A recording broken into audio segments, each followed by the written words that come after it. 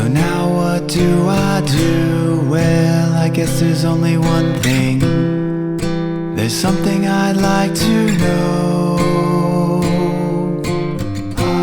Are you real? Can you feel? Hi friends, welcome to my channel. I'm Prairie Vintage. My name is Linda. I'm an energy intuitive reader here on YouTube, and I use spirit, my intuition, the tarot to communicate energies to you guys, amazing viewers. If you guys just found me, welcome to the channel. I hope that this reading resonates for you guys and that you guys stay, like, subscribe, share, comment, and engage in this channel in order for the videos to reach whoever it's intended to reach. And for those of you guys who are returning, I'm so blessed to be here, and I can't wait to get into your reading. You guys are all very safe and welcome in this space with me today. Thank you so much.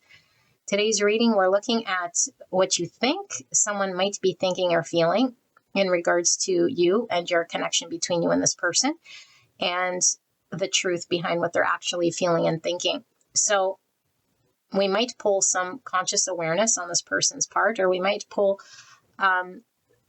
unconscious sort of thoughts that might be going on, drivers in regards to why this person is behaving or acting in a certain way that might be appearing as though they're thinking or doing one thing that may contradict. Okay, so I don't know until we pull the cards what we see, but it's going to be energy that's resonating with this person on the deepest level. And so if this person is highly unconscious, okay, not meaning that they're like passed out, but if this person isn't fully aware of their triggers and their shadows and their wounds and their reasons for sabotage or whatever it is that this person is doing, these cards are going to show the truth. Okay, so it's going to pull the strongest energy first, and so this could be triggering, okay, or this could be very enlightening when it verifies or confirms something maybe that we're suspecting or that the intuition is saying. Okay, but of course, we're going to let the cards sort of speak for what it is that we're needing to see or hear, and only you can sort of either resonate with what pulls through with your intuition, or it doesn't resonate for you and that person. If that's the case, then it's not your pile. Don't force it to fit. It's not telling you one thing that is true about this person if it's not even about the person or the connection you came here about. Then it's just for someone else. Okay, so if that's the case, then just go check out another pile or / another reading.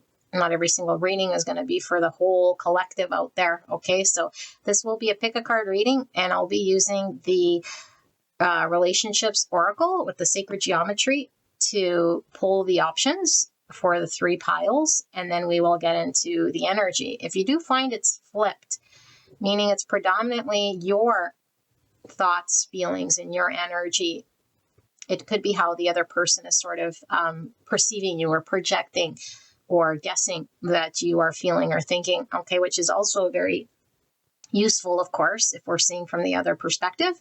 However, this isn't to generate any narratives for you to run with, okay? It's for you to make conscious choices, to change energy, and to work however you feel healing is going to be most beneficial between you and the person that you came here about. And that is my intention, and that's the reason why I do these readings. Okay, so beautiful angels, we'll get into the 3 options shortly, and we will also pull via sound. So if you're working on developing your Clairaudient capabilities, then you might want to check out the sound portion. And like I always mention, my microphone isn't the best at picking up high-pitched sounds, so you might have to turn your volume up to really listen to the sounds that pull through. Okay, I'll see you guys at your pick. All right, let's get into the 3 options. And we have 3 piles to choose from. If at any point you're pulled to 1, 2, or 3, you can select from the timestamp down below. For those of you guys needing a little bit more guidance, we'll pull 3 options from this oracle pack right here to get into what the 3 picks are. Okay, and for those needing the sound, we'll get into the sound as well. So for option number 1, regarding the person they came here about and how they think that person is feeling or thinking versus the truth. All right, well, clearly that's too many. We'll do that again, spirits. Just one for pile number one, please. Clear and concise message for beautiful pile number one. What is it that pile one is thinking, that their person is feeling and thinking, versus the truth of that person? Clear and concise message. And for option number two, spirits, the person on their mind and the truth behind what they're feeling and thinking. Option number three, clear and concise message for pile three, the person they came here about and what they think that person is feeling and thinking versus the truth. All right, so I will get into the sounds as well. Okay. Option number one, your sound.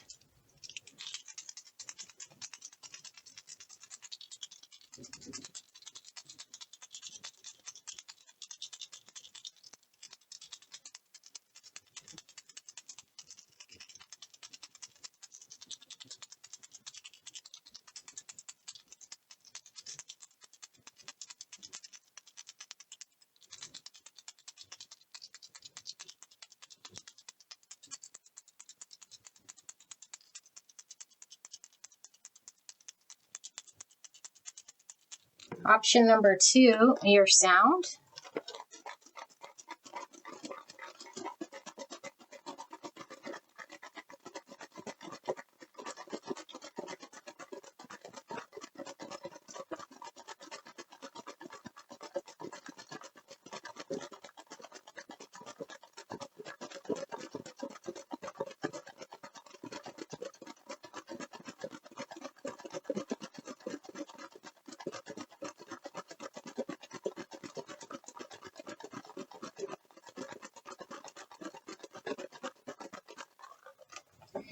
All right, option number three, your sound.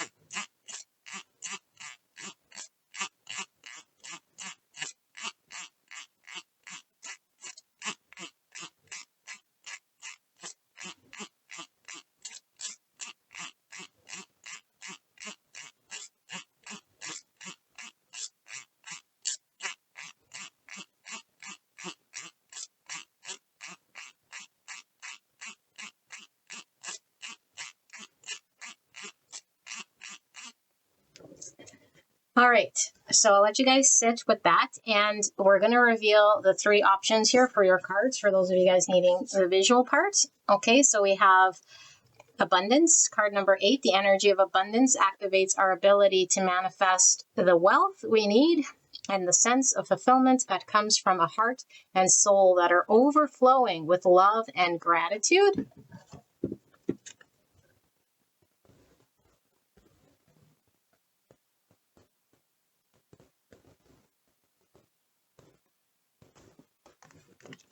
Option number 2, we have attraction. The number 9, the energy of attraction amplifies the qualities that attract and support us on our journey towards inner balance and harmony.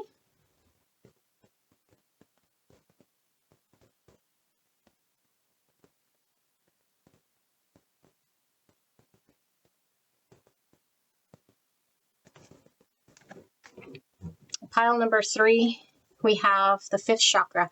The energy of throat chakra supports our ability to communicate clearly and truthfully.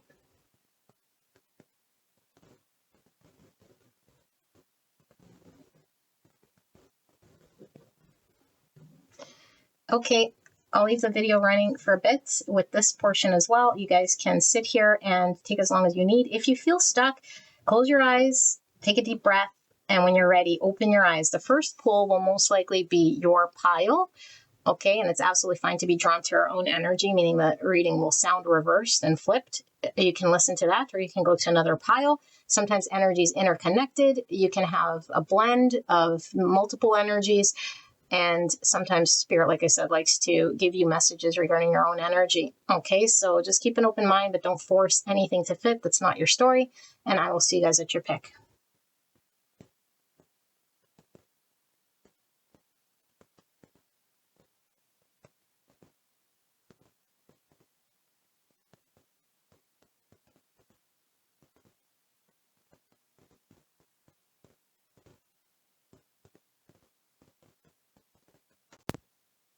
Hello, pile number 1. You guys picked the card of abundance, number 8. The energy of abundance activates our ability to manifest the wealth we need and the sense of fulfillment that comes from a heart and soul that are overflowing with love and gratitude.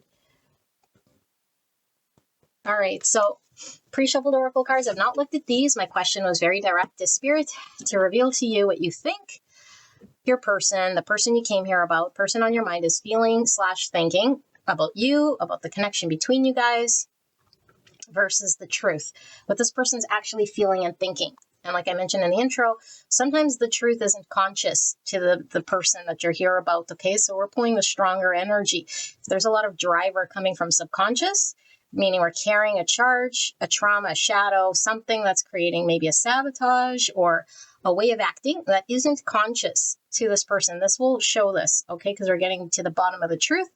But if this person is highly conscious and aware or something strong in regards to maybe deception or maybe something they're having difficulty maybe relaying to you, could be your own blind spot. Whatever this is intended to reveal some sort of truth to you.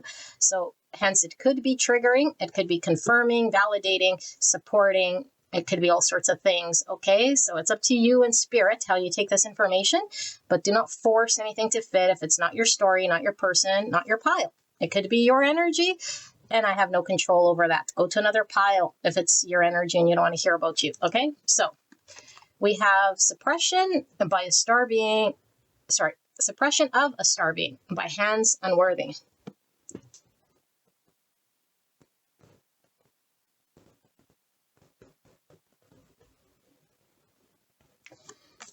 Okay, pause.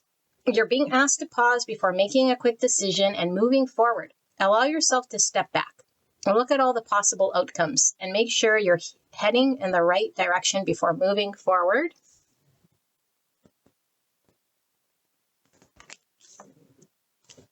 All right. Separation, 24 or the number 6.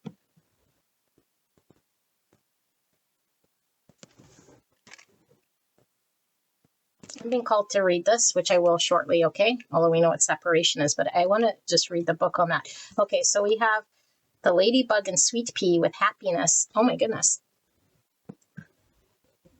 Ladybugs are all about abundance, joy, luck, wheel of fortune energy. Okay, and then we have weak. In the near future, shortly, nearly soon, almost before long. Type 3, the achiever, emotional center between appearing and authenticity. Okay, 12 and 3. We have Pisces, Taurus, Libra energy. And of course, week is giving us some form of timeline or something to do with time here. Solar plexus energy. And then we have humiliation. 57 and 3. 2 3s. 33 is a master number. Reproduction, creativity, humor, Christ consciousness, joy, harmony. 3 is the number of divine Empress. It's about growth, relationships, initial success, communication, self-expression, groups, fun. Some of you guys might have been called to pile 3. Okay, is coming through here. If you weren't, then forget. Don't worry about it. But if you were called, there might be a tie here with pile 3. Okay, humiliation, denigration, disregard, dishonor, affront, disdain, and lowering. Type 3 of the achiever emotional center between appearance and authenticity. So more of the solar plexus. More Taurus, Libra, and Pisces energy coming through. Okay, and then we have movement. Aquarius energy. This was wanting to come in reverse, and I am feeling this sort of coming in a reverse energy, although I'll keep it upright so we can see the image. And then growth. Okay, this message is really super clear, but I do want to read this separation here. And I want to see if you guys hear storming outside. It's a lot of thunder going on out there. Okay, so it might pick up on the microphone. I doubt it, but in case. 24.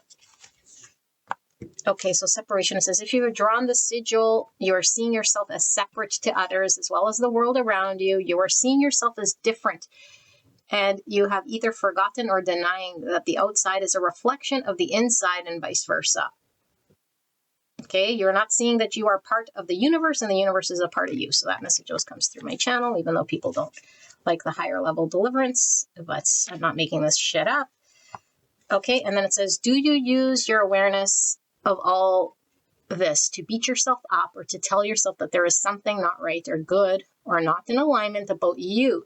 Do not use it to add self-blame to already painful and unwanted circumstances of your life, or to tell yourself that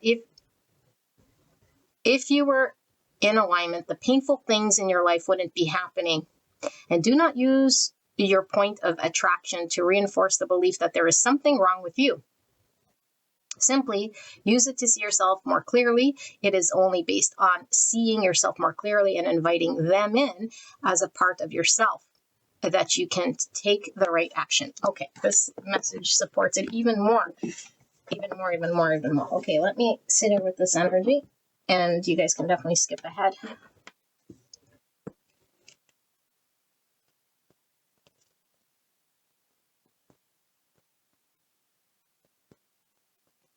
Okay, pile number 1. This message is very clear, and we'll see what we get with the tarot to sort of confirm some of this stuff, okay? So for signs here, it doesn't have to be this person's sun, moon, rising, or your own. It definitely could be just the energy that I'm meant to channel here. We have a lot of Pisces, Taurus, Libra, some Leo, some Virgo, and some Gemini energy, and some Capricorn and Aquarius. Okay, so quite a bit of energy here. Whatever's going on with this person is a lot about their own, which is with everybody, right? But their own idea that they hold of themselves. And I don't think it's a great feeling that they have about themselves. Okay, like I do feel this person has, they're very hard on themselves, or they project up onto themselves an idea that they're less than or undeserving, or there's something lacking or missing in regards to how they can perform, succeed, achieve, attain. At the end of the day, there's a lack of self-confidence. And I feel this person, how this is manifesting between you and this person, okay, or how you're observing them, maybe in life in general, it could apply to this connection for sure. But in life, I feel this person doesn't have this like enthuse of going after things. They seem to be like this freeze energy, you know? So this could be a connection that's stuck. In fact, this card was coming in the reverse, okay? So I feel like maybe your understanding of this person is, you know, like, why aren't things moving? Am I not a part of the vision? Or does this person not have ambitions, or not have a vision, or not have an understanding of what they want for their future, or how, I don't know, like how to make something happen for the future, or have an aim or a desire or hope, or like, because if they're stagnant, stuck, pause, not moving, it's like they're indecisive, they're not sure, they're not sure about me, they're unsure about how they feel, they can't, I don't know, like they can't build the confidence in what they want enough to make movement, or to decide, or to pull the trigger, or to do something here. And I feel like it's actually saying why this person is sort of in this pause state, or this slow motion movement, or even non-movement, is because of the belief that they're carrying. And I do feel this is something that they've adapted with as a child, or an experience of the past with this little person here in fetal position that sort of remained there. It hasn't been seen, dealt with, healed. And it's really like ingrained in this person's understanding of themselves. This connection, I feel, is a catalyst, an awakening for this person to connect to the truth of who they are. The truth is that this person finds this connection, abundant. Things they find abundant, things that they could find value in, are even more overwhelming for this person which could make them freeze even more. It's like it's significant, it's meaningful. They could put things on a high pedestal. They can see things as better than them, including you. Okay, if this is in regards to how you're seeing this connection, is like this person is not taking action upon me, not stepping towards this connection, or not committing to a plan or coming up with ideas. Like it's manifesting as there's no desire here. There's a lack of foresight into the future. There's all of this question. This person has an intuition for sure. So it's not that they're like shut down, blind to the reality of what's in front of them. In fact, the truth is that this person really connects to the beauty of what's available to them. And it's very meaningful and deep. It's so much so that I think it almost paralyzes this person or triggers this wound, this unworthiness wound. Okay, now it doesn't mean that this person isn't manifesting one way as confident in their speech or what they do decide to do or say, because I do feel this is something that has been ingrained in them, their inner child here. Okay, underneath it all, that it might be something this person hasn't sat with or even acknowledged, because it is in the subconscious in regards to only going after things they feel worthy of, and then feeling like they have to sort of I don't know, only engage in things that they're deserving of. And so I feel like this person is held back by this thought, obviously, that there's a version of them that is going to be deserving, and that the version of them one day could be the version that is confident enough to succeed or make things happen. Okay, there's a sadness that this person has within them that misses out on opportunity that could fulfill this person. But I do feel like what the truth is being revealed here is maybe we're not identifying that there is an awakening of this wound. This inner child is coming to reveal this truth from within them, that there is a stifling of the desire, a truth of them deserving to experience whatever love, abundance, joy, whatever abundance is. Okay, it doesn't have to be monetary, such as financial gain, but it's like my soul is worthy of experience. I'm worthy of good things, happiness and love. And so they could have a very difficult time accepting good things and allowing it to happen to them, because it's like I might screw this up. It might elude me. It might be something I'm not necessarily in a position to maintain. And so because I carry this belief, sometimes it's easier to not entertain it than to have it and lose it and then experience a suffering or a loss or a disappointment, So there is an understanding of a significance of beauty here. There's a lot of almost like, I'm going to say almost too much, because there is this magnification of how wonderful that this person can experience a future. There's a strong wish and a desire to how they can see their future, wanting it to be, wanting it to go, a desire to move towards there.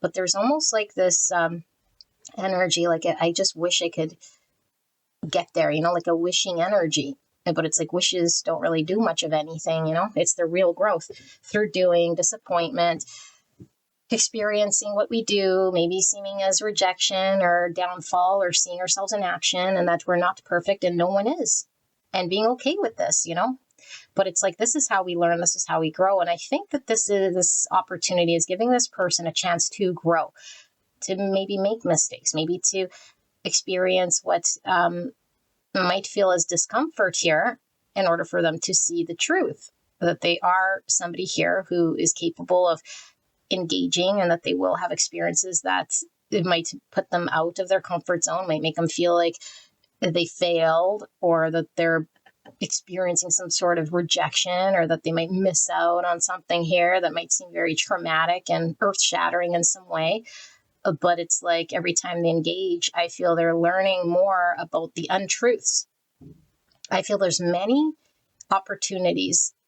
So I don't know if you just had many sort of well, this person has for sure, but I don't know how you're experiencing it. But I feel like this person's having many, many, many opportunities in this connection that they're faced with as catalysts for growth. Meaning this argument, this confrontation, this fear is exposed, this experience now is revealing this other part of me. And so it's because it's multi-layered, it might be one thing that exposes my fear of rejection, another experience here that exposes my fear of getting things perfect. Another one could be an experience that exposes this part of me that feels almost like, I don't know, like it's going to say the wrong thing, or it might freeze up and then it might look foolish or something, like our deepest fears.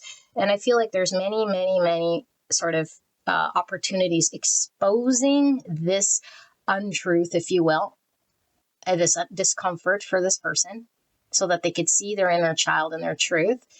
And I feel definitely their intuition is guiding them throughout this experience, but this every single time they're sort of exposed, there's this catalyst to growth, because without this experience, there's no growth. And I feel like this person expects them to sort of be in an energy that's already sort of on the other side, healed, maybe perfect, maybe doing the right thing, maybe I wish I could do all the right things, or I knew what it was that I was supposed to do and it was just there already to spare me this discomfort or to make me get to where I want to go.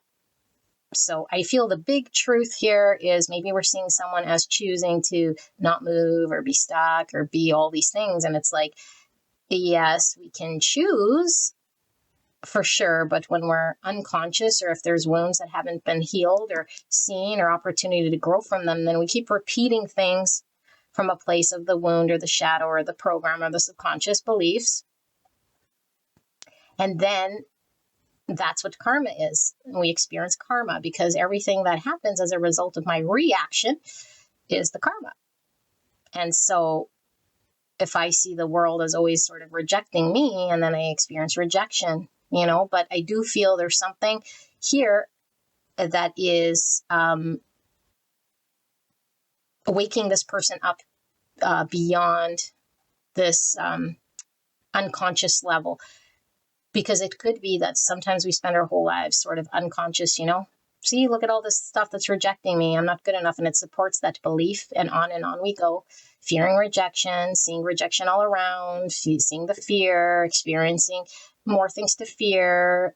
And so it could be, for some of you guys, this person could really fear being vulnerable. I do feel there's something here about being rejected. There's an inner child here that maybe is reaching out to be loved, accepted, and, well, like everyone, like really connected to, loved, held, accepted for who they are, valued, appreciated, safe, warm. Like all this person wants is this. Okay, but it's like I have an idea or understanding of how I'd have to go about getting this, and it would make me feel uncomfortable, exposed, threatened, all of these stories that aren't necessarily true. And we could spend, like I said, like our time sort of going through that sort of point in our world where we never get awakened to what is true. The truth is, when I put myself in an experience that might be uncomfortable, maybe things turn. And maybe I learn from it. Maybe I grow. Maybe next time I do it different. Maybe the rejection wasn't as bad. Look, I'm still standing here. I didn't shut down. I inched closer and closer to truth.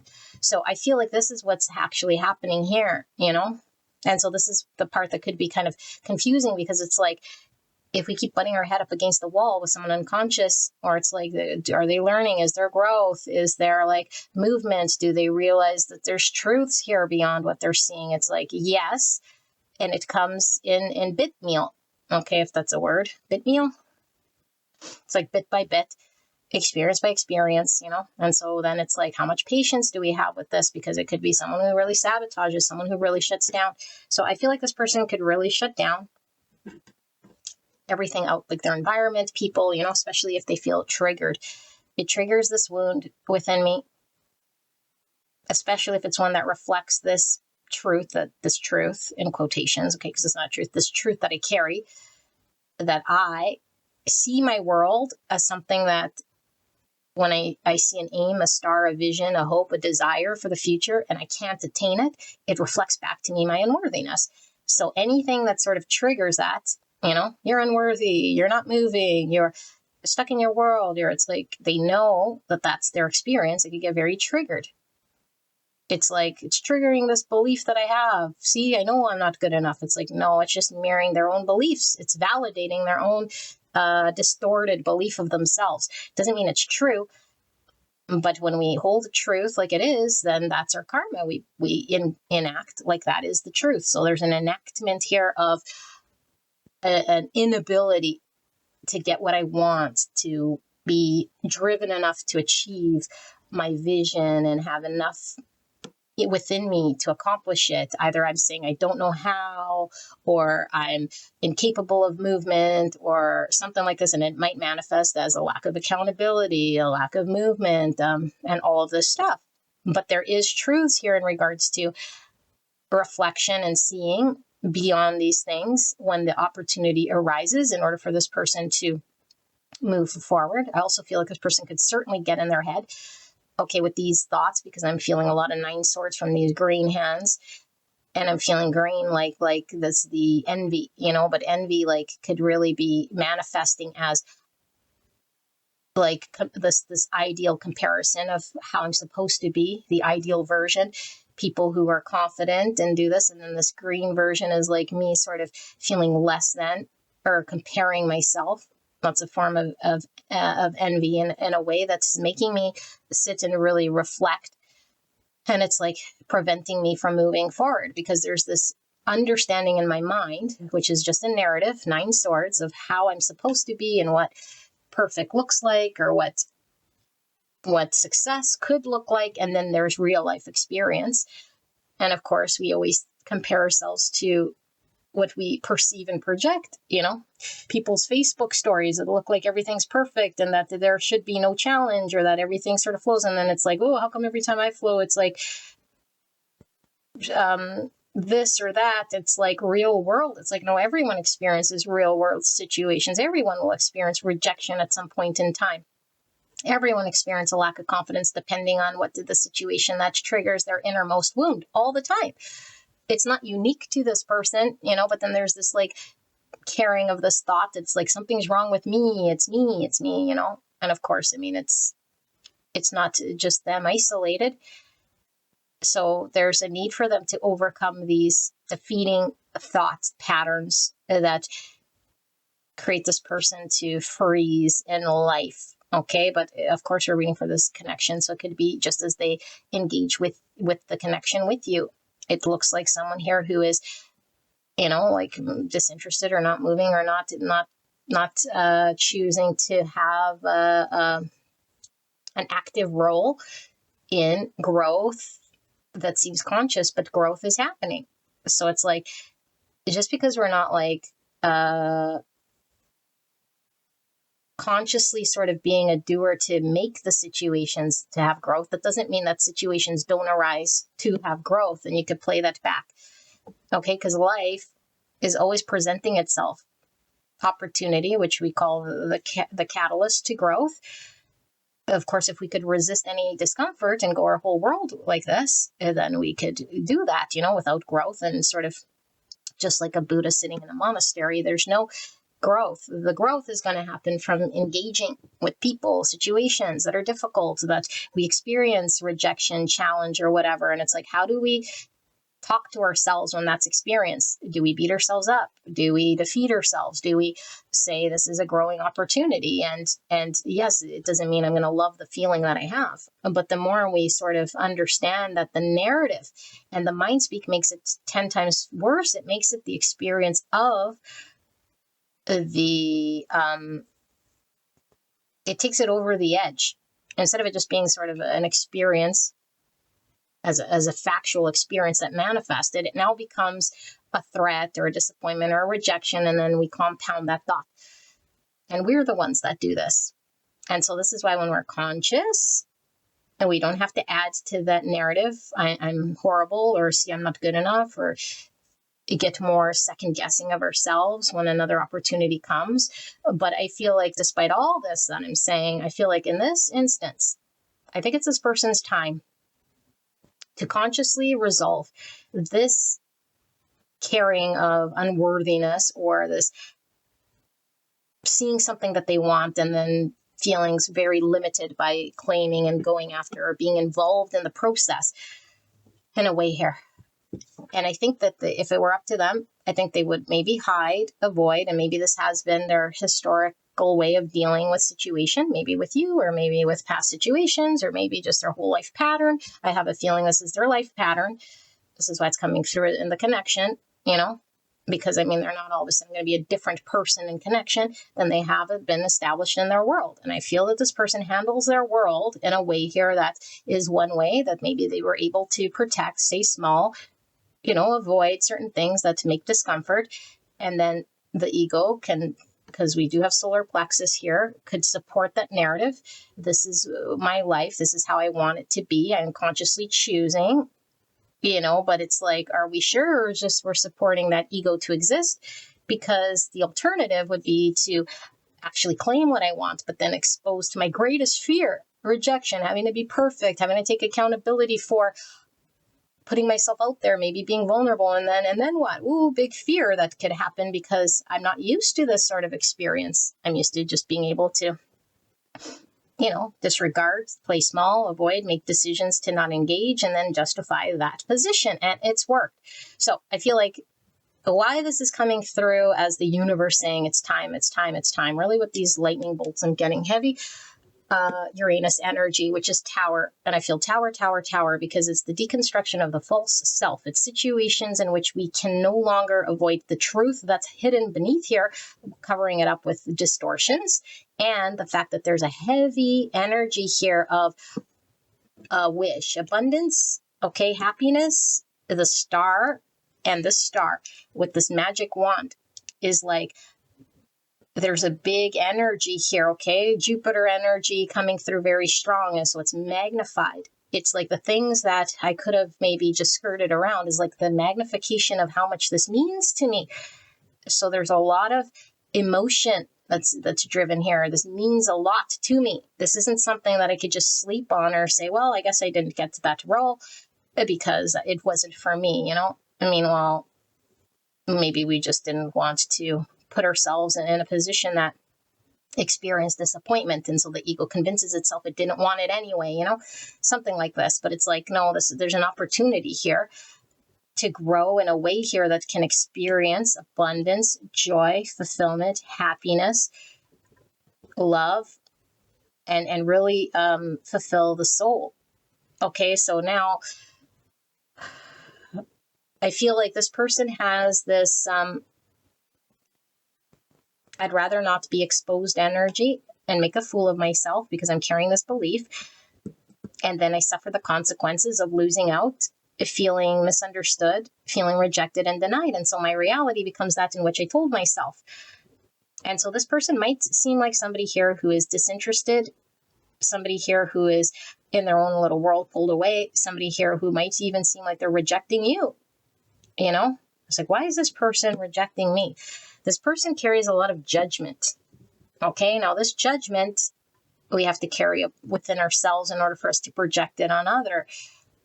And so if this person's been sort of maybe even saying things, judgmental things, it's because they have strong judgments about who they are, who they have to be, and what it means and what it doesn't mean, and what is going to be good and what is ideal, and what they're experiencing. And then that reality becomes the thing that they're experiencing here. So I think this person's very uncomfortable, with their experience. I feel this person is being called to make conscious choices that are in line with what they actually want.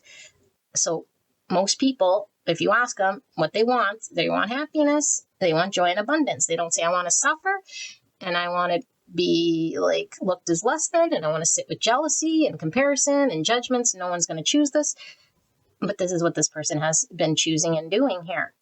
So I also feel like Spirit's coming through with a message here that I feel there's going to be with this week here.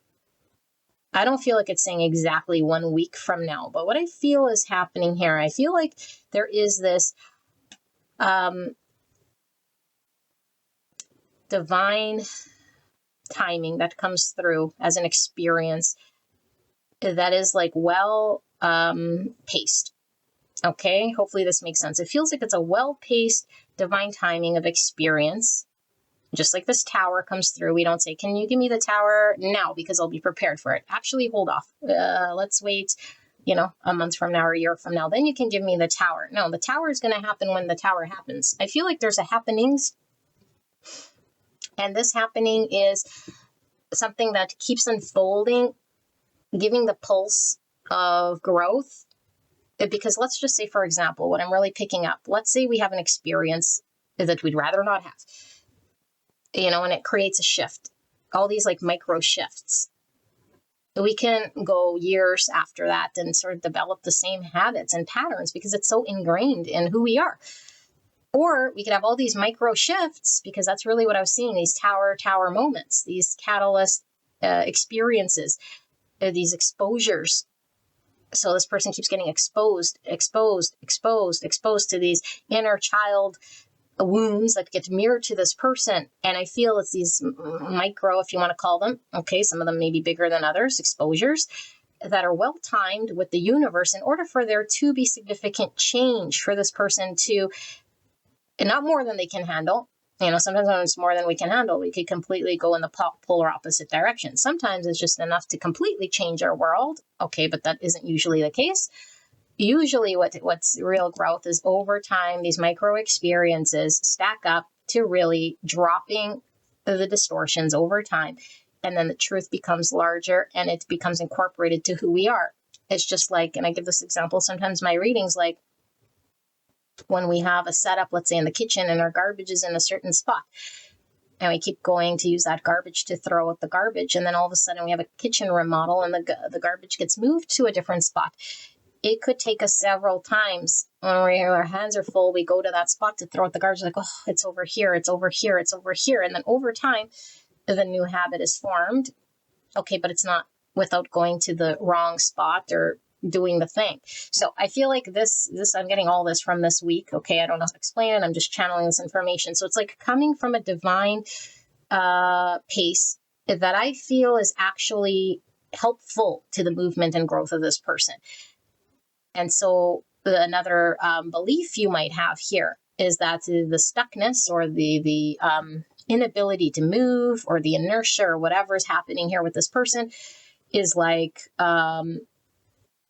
really more stagnant than it is, or forcing something that's like going a long period of time without there being resolution or acknowledgement or revealing truths. It's like, no, this is happening in a pace here that I feel is, I don't know, stacking up upon itself in a way here that's like spirit saying, like, I've got this under control. That this experience from this person is going to be unavoidable for growth and for learning and for truth that's being revealed, and that this misbelief that this person carries about how they have to be and that there's something wrong with them or something like this is going to be shown to them in a way that can reinforce more beneficial decisions and confidence in their decisions, so that they could be conscious to choose differently. Because I feel like there is all of this energy that they carry in thought and beliefs that prevent their decisions for movement and choice towards what they want at the end of the day. Okay, and that's what you're experiencing, the opposite. It's like they're doing this, which means, in black and white terms, that they don't want, or they'd rather be stuck, or they aren't interested, or they're this, that, and the other. It's like, no, it's because the fact is that this person has to be conscious first in order to make choice towards movement of something they do want. Because what they do want, I feel, okay, is aligning with the future here that is in line with something they're not moving towards, something they're not choosing, something they're not doing.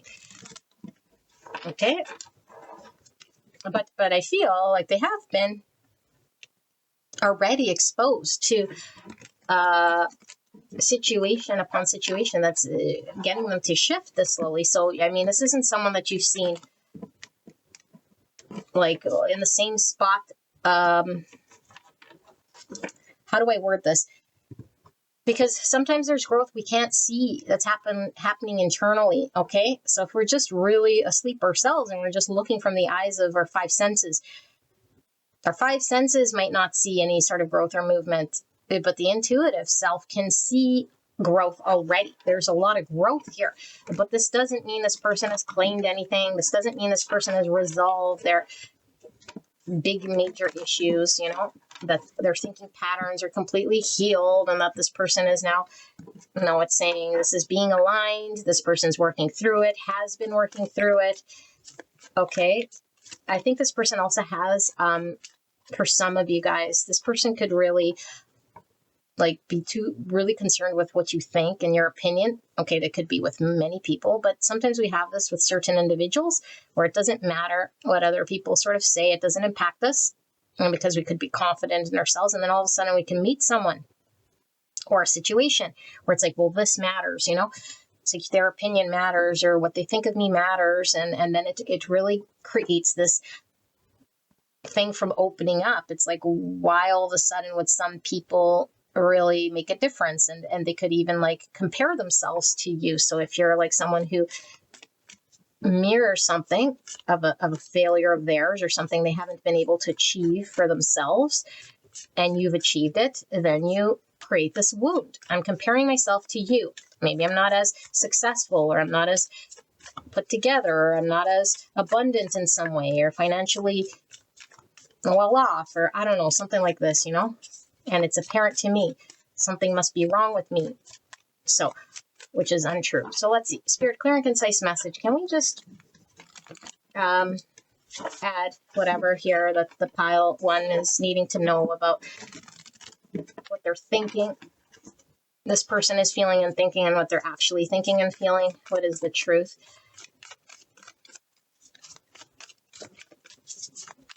What is the truth? Because here we're getting a lot of the subconscious reasons why, you know, but consciously what this person might be experiencing is a lot of discomfort, an inability to avoid, and then wants to sort of do the same thing to not face their wound.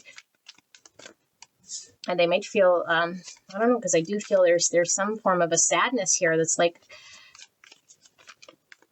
it's almost like giving off, yeah, like, you know, when we carry sort of a victim understanding that we can't, and then that's what we're mourning, the can'tness of something, but it's like, yeah, but did we even consider that we can? Because we're already defeated. We're already saying we can't, you know? It's like an 8 pentacle in reverse sort of energy. It's like, I guess I can't. I guess that's my reality. Here, spirits, yeah, I guess it's my reality. It's like, who said, and why are we giving into that reality? You know, the only reason we give into that reality is if we want to support that egoic belief that keeps us in that sort of understanding that's trying to make us, it's the ego is trying to protect us from rejection. So if I don't do it, then I can't get rejected.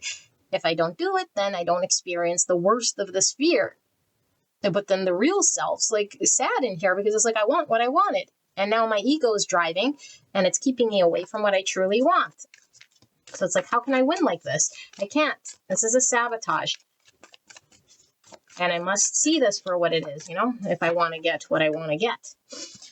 6 of Cups. So this is giving me that childhood thing. Okay, like I said, it's like experiences of the past, memories of the past, childhood, person, place, thing of the past. This is also giving me the soul recognition to say, this soul is being awakened by divine timing, by experience, for it to remember certain things previous to patterns and dysfunctional thinking. Okay, there's an innocence here. There's an inner child here that wants to experience what it wants. And with Cups, it's love. Okay, emotions, innocence, the Tower. Like I said, tower after tower after tower happening in order to shake up this inner child, This inner child, okay, of course, the inner child was innocent, but the inner child creates havoc. And the inner child creates havoc because when we're too controlled, when the patterns of the mind and the unhealthy thoughts try to drive the action, the inner child screams out saying, well, I want love. Well, I want to be experienced. Well, I want to be connected to. And it starts to act out all sorts of ways, so it's incongruent with what this person's experiencing here. And so the universe is like tower upon tower. And look at this wedding cake, the bride and groom flying off of this tower. So I don't know, this person, I think, experienced divorce as a child. For sure could come from a divorced home. This comes through my readings a lot, and we could think we're healed from this whole thing, but it depends on how it impacted the slate of who we are as a child. The belief what we have in when it comes to connections, got skewed from a young age. The connections could be unstable, or it created an unworthiness within me that I'm not this or that, or I perceive the way that we have to be in order for connection to last. And it's like connections don't last. And that's sort of an understanding. Okay, now if it wasn't with a child, this is just in the past, I had a relationship. Okay, that it was like an almost marriage or a marriage that could have ended catastrophic here. And I remember this. And so now it's made me sort of think that I need to be a certain way. Otherwise, it's like, why would I try that again? No, I'm not going to expose myself to that rejection or that experience. That was very traumatic here with the tower. Okay.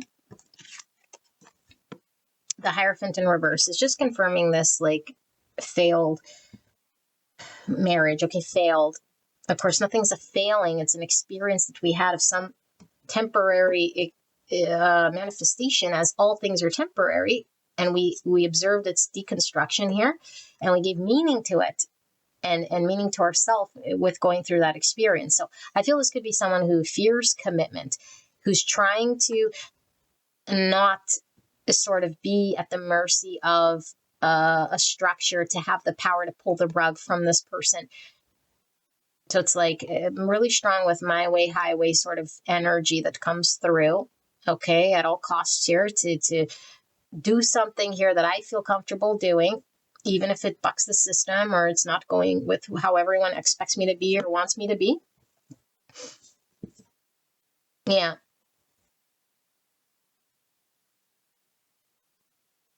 I also feel like this person could carry a lot of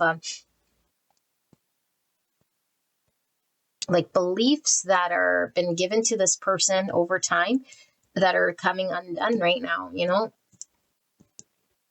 like the universe is proving to this person through the way of catalyzation or experience, one after another, like I said, over time, that has to undo these beliefs, because we don't just wake up with complete set of new beliefs. Now sometimes if we see something sort of radical that completely contradicts our beliefs, we could wake up and see this other world and totally shift our perspectives, and we're awakened to greater truths or differences. Okay, I feel like there's a change of perspective here that's happening with the undoing of the way this person was brought up, or these beliefs that they developed over time that is getting in the way of this person going after certain things or committing to certain things that they want. Okay, 8 of Cups in reverse and Judgment. More Uranus energy. And the Magician in reverse, a Virgo Gemini energy. That's this one energy. And then we have the 8 of Pentacles in reverse, which I totally felt, like I said, so I won't even do it. And then we have that clarified by the 8 of Swords in the reverse. Those are the mental beliefs. And we have the 9 of Pentacles here. This is the self-confidence card. What's under the Tower? We have the 6 of Pentacles in the reverse. It's kind of coming through as this 8 Pentacle energy. Okay, let me sit here with this energy and channel what this is. Let's put that there so that you guys can see all of this clearly. So it's getting very dark out there. Yeah, because of the storm. Okay, give me a moment.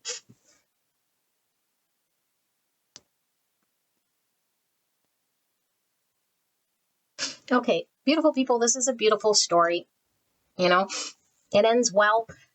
Now, of course, I can see the ending of time, but ends well as in what? As in this person is carried through childhood certain beliefs.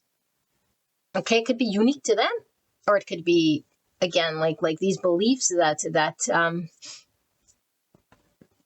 they've observed, they've experienced, and it's their truth that they lived. And therefore, we are so ingrained in that understanding, and it develops this identification with who we have to be and what reality is. So if I believe it so strong, this is reality, this is what I experience, and this is what I will continue to experience, and this is what it's going to be in the future, it dictates all of our decisions. So much so that it is, even at the cost of abundance, happiness, joy, and reality, as we could experience it, but we're experiencing things that we just don't like, that we've outgrown. So this experience for this person at this point in their life, I don't know how much this connection has an impact on this, but I do feel it has some impact for sure. Okay, because we are talking about this connection. It could be this connection plus circumstance plus other things in this person's world, all sort of having a perfect storm, like this tower. Because remember, Spirit has a good way of sort of rolling out truths that make us see, make us open up our eyes to the truth, free us. What is Spirit freeing us from? Binding beliefs, things that we thought were true, understandings we held that limit us in this world, that keep us emotionally small or unhappy, and we feel we have to stay there, and then we control the narrative so much so it's really the ego controlling, because the fear is so great to expose myself to that in which I've been trying to prevent. So this person could have been acting very controlling, trying to like do something at all costs, trying to really maintain composure, trying to be a doer in some way to maintain safety, maintain the illusion of what they believe to be true, the distortion of what they believe to be true, in order to upkeep that belief, not because they were so happy, but because the ego is trying to protect itself, protect this person from what? From the greatest fear that it can't happen anyway, but it's so drummed up because it happened in the past, and I remember that experience, and so the ego's job is to protect us from failure, experiencing devastation, catastrophe. And when we're in a position where we can't do anything and we feel helpless, it magnifies, like I said, this Jupiter energy, the magnification of the reality is so large that it is freeze mode. I freeze now, anything that's sort of in the same vibration or language of this, like, whoa, as a child, I couldn't have done anything and experienced the devastation here. And that's how I remember it, But what Spirit is saying is you're going to see the truth, that there are good things here that you're deserving of, or that you can engage with, or you can move towards, and you can build yourself to be in a position to invest, to engage. But you must free yourself from your mind prison and your limiting thoughts of who you think you are and how you have to be and what's not going to work. And then the past is carried here, and then we don't even try, and we can't invest, and we sort of stay in this frozen energy, thinking we're actually controlling things in a way here that's preventing us from hurts. And Spirit is saying, like, Spirit has the wheel. So where this person, like I said, had the ability to avoid or tiptoe around or still sort of get around. Oh, wow, look at this too. Sorry, there's lots coming through. Look at this magic wand. Two very different decks here. Just so happen to get the deck that had the magic wand. Because what this is about, it's like this person believed it became their reality and their experience for sure, and they kept seeing it. When I do this, I get this result over and over and over, and the universe kept manifesting that realization and that revelation. But when the universe says, okay, we're going to show you, and you're going to understand, and you're going to see that there's other truths, realities here, but this is for this person's benefit, because I feel like this person has been missing out on wishes, dreams, hopes, emotional satisfaction, and playing the understanding in their mind that they're not capable, not good enough, not in a position, they're less than, they're lacking this, they're not confident, they're incapable, they don't have this, they need that, they should have been this, and they have this ideal position they must be in. And it comes also with experience. I'm seeing these lilies. Okay, and the Lenormand lilies can talk about we have the experience. It also talks about sensuality here. So this person could have some sort of aversion to, again, intimacy coming through. But the experience is like the tenure we gain in an experience enough to build our confidence. If it's my first time on a job, I don't care who we are, we don't know. But if we carry an unrealistic expectation that on the first day of my job, I'm going to know the ins and outs, solve world hunger, and do all these things right. It's like it's unrealistic. And it doesn't matter how much we think we can sort of control narrative here. It's like, so I'll only sort of engage when I know 100%, I know what I'm doing. It's like, no, but to get to that point, we have to keep showing up to that job. We have to keep showing up to that job before I become the expert, before I know what to say, what to do, and become confident in my ability to do this. It doesn't fall from the sky. So there's a big emphasis on a lack of confidence, a need for control, an understanding I carried, a misbelief of who I am and who I have to be, emotionally unsatisfied, which this could be the part that you might have thought that this person might have seemed like they were emotionally happy, that maybe they were trying to control things to stay small. And it's like, yes and no. Like, yes, they were trying to control things to and not expose themselves to something, but it wasn't because they don't want it or wish it. They just had an unrealistic belief that they could just appear and have it without going through the growth of it and confronting and exposing themselves to this risk or this thing over time would change their pattern, would change their mindset, would free them from limiting beliefs. And it doesn't happen overnight. It happens through exposure.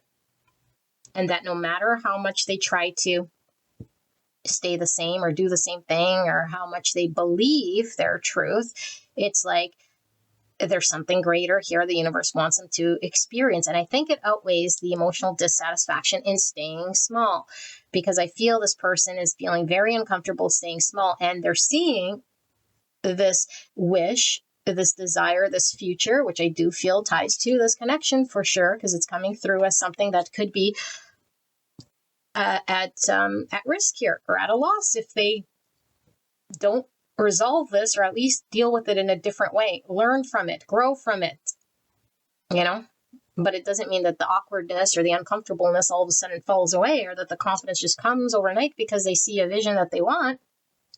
It has to be over time, this thing. And so I do feel this person has had a difficult time investing in their future, like their future accountability, their future, or their accountability now and their investment now, and their responsibility, accountability of what they show now is a direct response to the future they're going to build. And so if we've seen this person MIA, not invested, not consistent, giving up, whatever they're doing here, it's like, you're right, it would impact their future for sure. Because in order to get the future we want, we have to have skin in the game. We have to be invested. We have to show up. We have to do the thing. We have to be accountable. We have to take movement. We have to do this. We can't just close our eyes and wish and pray and hope that somehow it's going to happen, But I feel it's a real lack of confidence in my ability to manifest what it is I want. And then my reality reflects back to me the gettings of what I don't want. I keep getting what I don't want. And then it reinforces this belief story that I'm not worthy. It's not good enough. It's not going to align. Abundance isn't for me. There's obviously something wrong with me, So pile number 1, this is your reading. I hope this helped you. I love you very much. And I will see you guys at the next one. Bye-bye. Hello, pile number 2. You guys picked the card of attraction. The energy of attraction amplifies the qualities that attract and support us on our journey forward, inner balance and harmony. So we're looking at what it is that we understand or think this person is feeling or thinking versus the truth.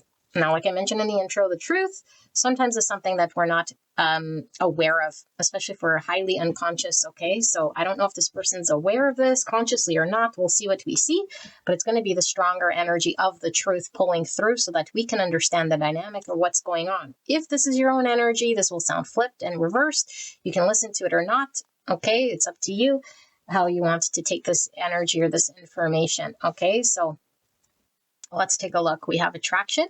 We have 46. Everything will be okay. So that's the number 10. So 9 and 10 are talking about completion, ends of cycles. Let's keep going and see. Inner balance and harmony. Everything will be okay. Can definitely talk about harmonious experience. Patience, temperance energy, more harmonious balance. You're being asked to practice patience right now. It's not easy to do this, but you're strong, and there's a reason why things aren't aligning in the way you want them to in this moment. Have patience. It will eventually work out. Initially, I was getting, like the mind and the heart being balanced. So there might be a thought that is not matching what we're feeling or experiencing in the moment. Sagittarius energy, Virgo, Cancer, and Gemini coming through. Lots of Mercury energy, which is all about the mind and expression. Okay, and then we have allow. You're being asked to open your energy field and take down your walls of protection in order to allow goodness into your life. Sometimes, without even realizing it, we block ourselves from the flow of life. It's safe to open yourself back up. It's safe to open yourself back up. Okay. Projection 59 or 14. So you have this temperance energy again, Sagittarius energy. Okay. Of course, when we project, sometimes it's difficult for us to know we're in projection mode, depending on how unconscious we are. Okay. Making assumptions. So we have 18, the boar and pumpkin with confidence. So boar could talk about being stubborn or persistent.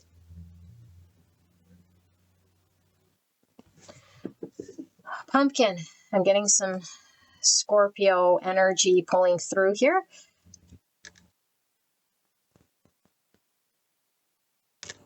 Confidence. Okay. This is some stubborn energy. We have 14 again. You guys might be seeing a lot of 1-4, 1-4, 1-4. More Sagittarius temperance energy. So month, which is time frame. Oops. Okay, so Sagittarius Taurus. It says month, long duration, far in time, season, later, long term, and afterwards. Type 5, the observer, thinking center between interior and exterior, temporality, ego level, throat chakra, expression coming through. I don't know, did I say there was something coming through with expression here? Yeah, Mercury. Feeling it again here. Okay, with the blue. But we have, like I said, Sagittarius and Taurus energy, and then we have day. Oh my gosh, you guys, how come all the timelines coming out? We had week in pile 1, we have month, we have day, and this is like the love oracle. Interesting. So day. I'm taking this as like enlightenment in some way. It's like the realization in the daytime. Things are clear and bright. Okay, so in the short run, just now, in a jiffy, shortly, instantly, very soon. Type 8, the challenger instinctive center between strength and weakness. So 17 and 8, we have Leo and Aquarius energy. Month and day. Yeah, patience in the now. Okay, this is coming clear, birth. All right, and then we have passion. Okay, fire energy. I'm getting more Sagittarius with this, although fire could be Aries and Leo as well, which we got with the 8. Okay, let me channel what this is before we get into the tarot.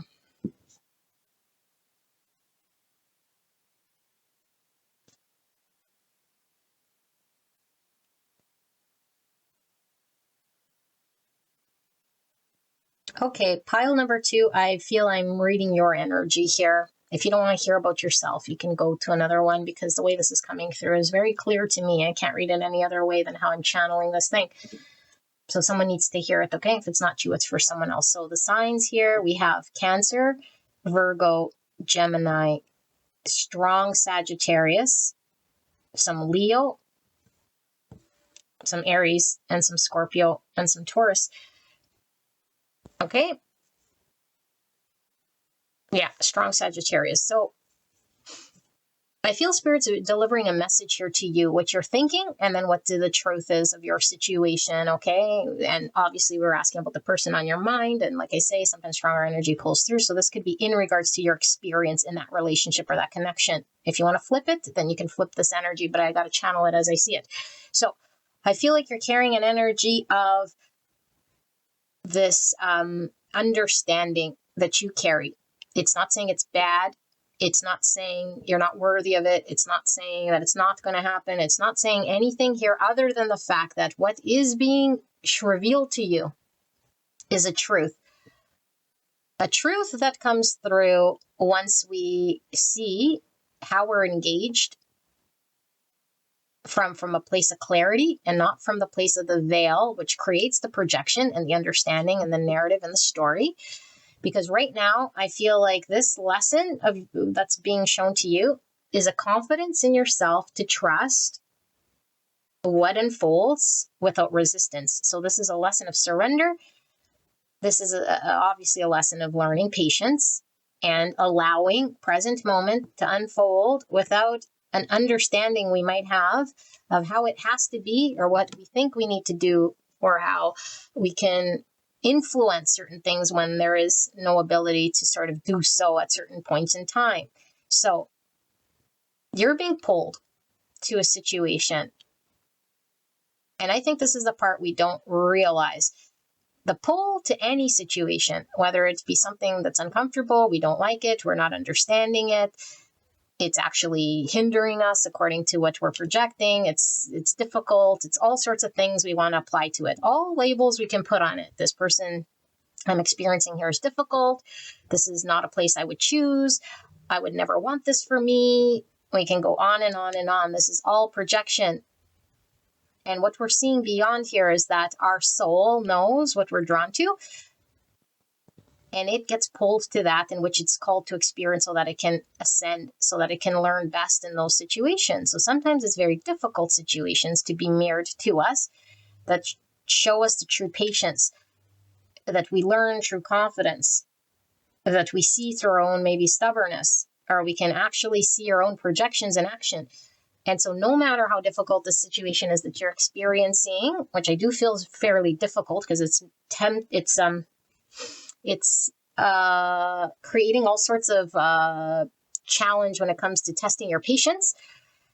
So it must be something that is either very heavy, challenging, stubborn, persistent, annoying, whatever you want to call it. I feel like Spirit's really talking here about self-mastery, an ability to balance the mind, the heart, and not project and not run with narrative, to be in present moment and to be able to understand when we're sort of attached to outcome or when we're fearing, anticipating future, and when we're acting in the now in a way that is more responding to the story of what can happen in the future rather than reacting and responding to the present moment. So the present moment reveals itself however it does, and then how I engage or react creates the karma, okay, because what I react, it's going to cascade and create all sorts of energy in that current circumstance that is as a result of my action, what I say, what I do, okay, and everything that I say and I do is driven upon what I think in that moment. So if I buy the story of the mind like it's real, and then I act or I say, then I'm projecting onto this situation this truth that I'm saying this is real. This is actually how it's going. Even though there could have been a whole bunch of editorializing, a whole bunch of labeling, a whole bunch of interjecting that moment with thought that isn't necessarily reflecting the present moment of what's unfolding. So I feel like there's an unfolding in front of you. And then there's a differentiating between when am I injecting my own projections, my own thoughts, my own mind story, and then when am I sort of allowing situation and surrendering into it and understanding how to live from the heart, which is compassionate, which is understanding when my emotions are sort of driven from thought, or when my emotions are being able to be felt without the need to maybe do something in that moment because it has nothing to do with the present moment. My emotion could be heavily charged because I'm remembering the past, or I'm infusing it with thoughts of what this could mean and how this could go and where I want it to go or what I need it to be. And I'm not allowing this moment to be exactly as it is. So I think you're learning to trust yourself, spirit, present moment, and you're seeing beyond mind, projection, distorted understandings that come as a result of us truly sort of believing what the mind story is saying, and then clearing up some understanding you might have of why it is you're in the situation or experiencing what you are, and that it's sort of maybe forced upon you in some way, or that maybe consciously you're saying, well, I would have never chose to experience this or do this or do that. And so our conscious mind is telling this story, and then we feed it and we believe it like it's true. Meanwhile, underneath it, the soul is saying, your soul chose, all our souls chose to align with truth, because that's our nature, to align with truth, and that we are exposed to those things in which mirror to us what it is we're needing to see in order to really wake us up. And so this experience is a wake up. Okay, now this isn't saying this experience is only a wake up or that this experience is so bad. This is just saying that this is your pull to this thing is made for you. It feels very karmic, okay, like destined experience here in order for you to be shown something about yourself. First and foremost, this is about your own self, what it's mirroring to you, what it means to you, understanding the difference, and really seeing from a place of clear thought. Okay, because the mind isn't bad, but when we use that thought and we're in the thought, and we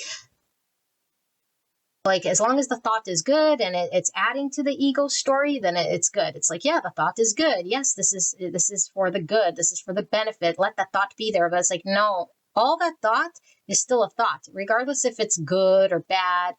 And this is the thing. It's we got to see through the thought itself, regardless if it's supporting the egoic story. Things are going good. There's a lot working here. There's, because the minute something goes sideways, then it's it's bad. It wasn't meant to be. It's no, the thought can add whatever ad lib it wants. And our job here is to see beyond the thought and allow the present moment to be as it is, see it clearly for as it's unfolding, and not project into what it could be and what we are sort of wanting. Now, of course, if we have an ability to say something, to express something, okay, it's is this expression coming from a projection? Is this coming from a clear understanding of what I'm experiencing in this moment? So I could say something that pertains to this moment, then sure, we can say and do. But it's what am I saying and doing? And is it coming from a projection? How am I feeling right now? Is this coming from a projection of the mind? So I feel there's a birth here of a new self that is highly intuitive, that has developed in self-patience, that is seen beyond the illusion of self that could create suffering through a process of surrender and allowing present moment to unfold. And this is answering your question, if you had, in regards to why this experience, maybe why this person, why this challenge, what is it all about? What's going on here? This is as clear as day.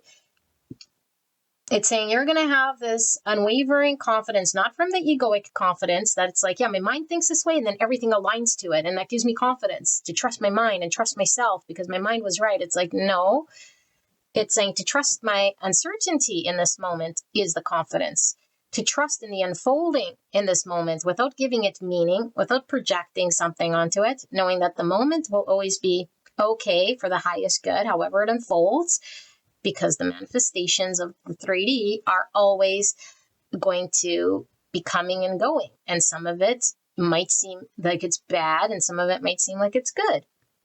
But really, it's just a neutral coming and going of experience.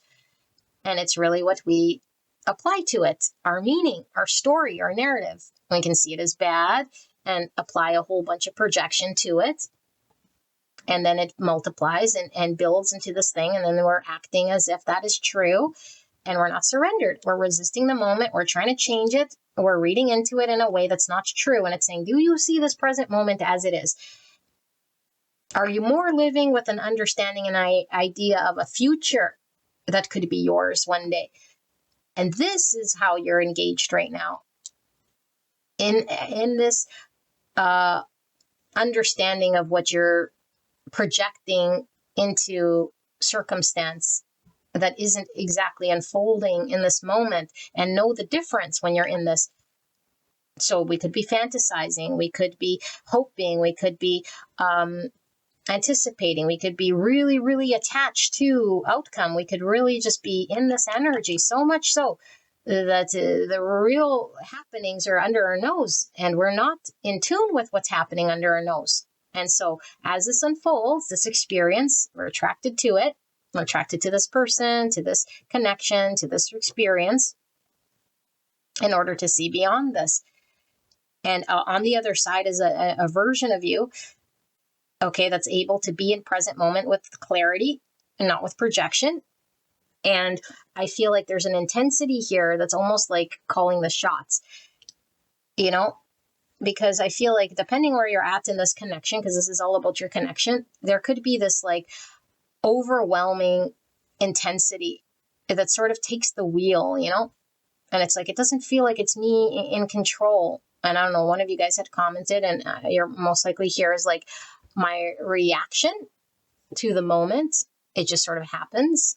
And of course, when we're on the path of like the conscious awakening, those reactions are just going to be happening. And we're going to identify sooner and sooner and sooner when we react that was a projection, or that was a reaction out of what? Out of the subconscious programming that believed itself. It believed the story. It believed the narrative. It believed what it was doing, and then it reacted.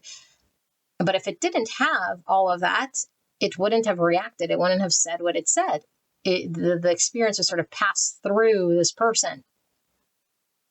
Okay, so it's like we really, really believe the mind story, so much so that means we're unconscious. We're identified with that thought so much so that we don't see the reality of the situation. So this connection is all about surrender, not resisting, not reacting, not trying to change something, not trying to make it what it's not. This is about observing the energy and sitting with the discomfort of it's not what I needed or wanted or had it or whatever. And then there's this intensity. And this intensity is that of the ego trying to justify itself, because the more it can justify itself, the more it exists. And when we diffuse that ego, it doesn't like this because it feels like it's being removed. It's losing a sense of identity. It feels like we're dying. It feels like a threat onto ourselves. Me and that thought are identified. And if that thought gets challenged, then it's challenging me, my sense of being. It's like, no, we're not our thoughts. And we're something much greater than this thing. So I feel like there's a pull, there's an attraction, a chemistry, an obsession even. And we were trying to understand, what's the obsessiveness in this connection? What's my, because Mercury was coming through as I laid the card. So we might be a logical person for sure. So logical that it's like, this makes no sense. This pull, this experience doesn't support what I logically know of myself or of experience. And it's like we're trying to reconcile with the mind still trying to come up with the answer with the Mercury. It's like, no. Soul is drawn to an experience. Soul is trying to have a spiritual growth. Soul is trying to get you to see beyond the mind and the projection and the story and the attachment to mind activity and attachment to outcome, and trying to recreate a version of you that's more in this present moment, more enlightened. Because when we are this way and accepting as is, we suffer less. The moment happens, I suffer less. I'm not trying to make it what it's not. I'm not resisting the present moment. Okay, so I feel like there's repetitive thoughts in this pile, like a lot. I'm getting 9-sword energy, devil energy, and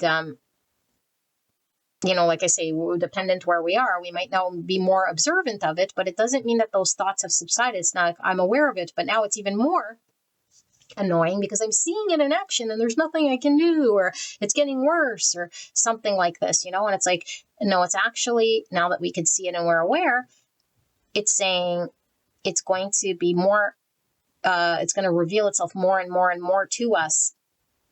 So once it becomes where we can see through that thought, we can get in front of it, not to try to change it, but to see it in action means we're more conscious, we're more aware.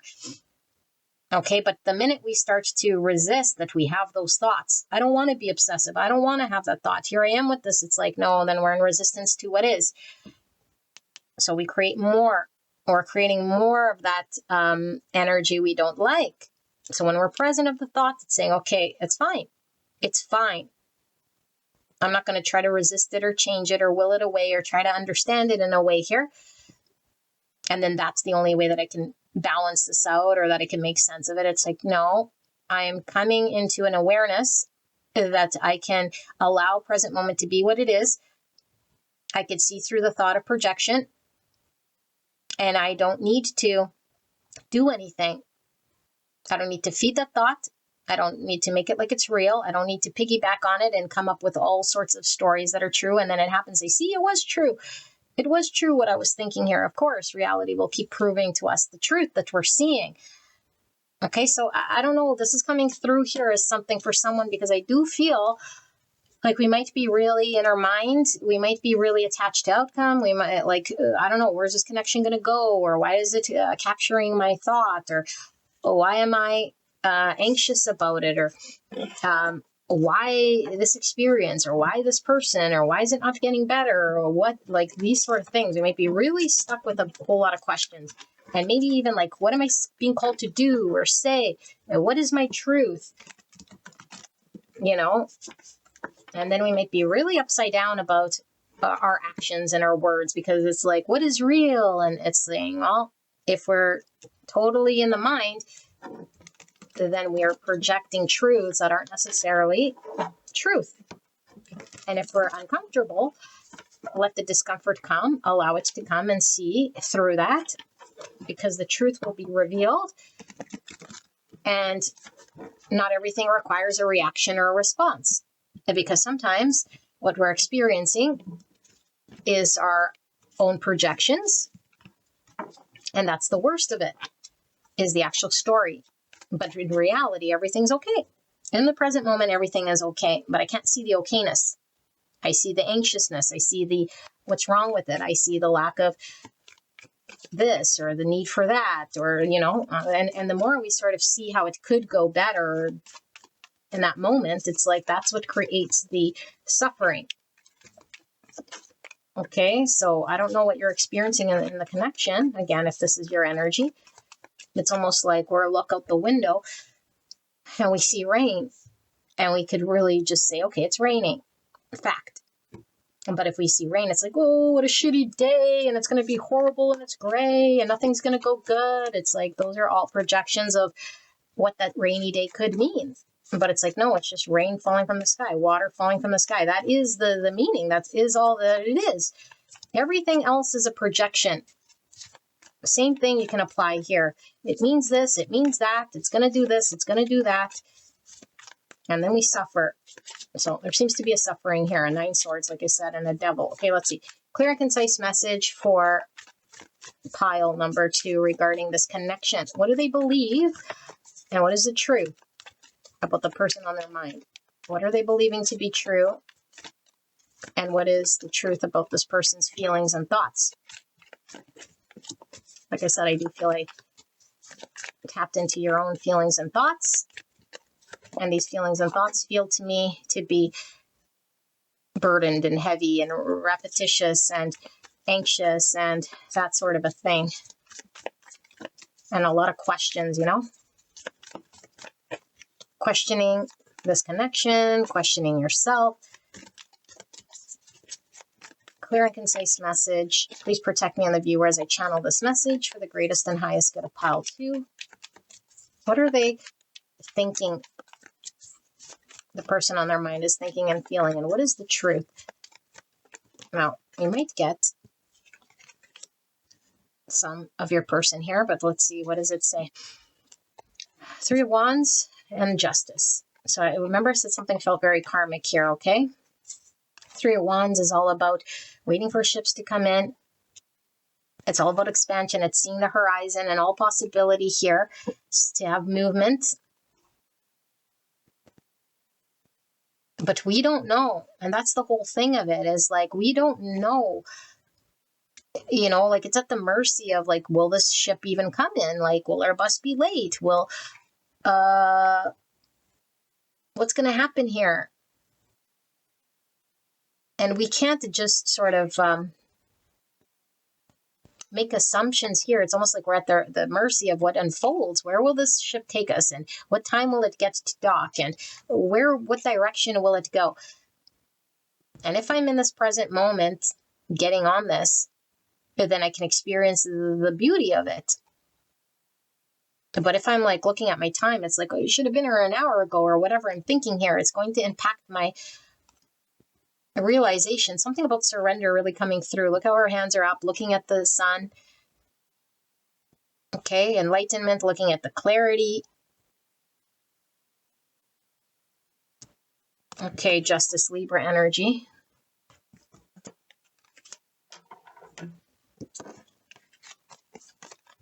We have the Ten of Pentacles in the reverse. So again, this future energy.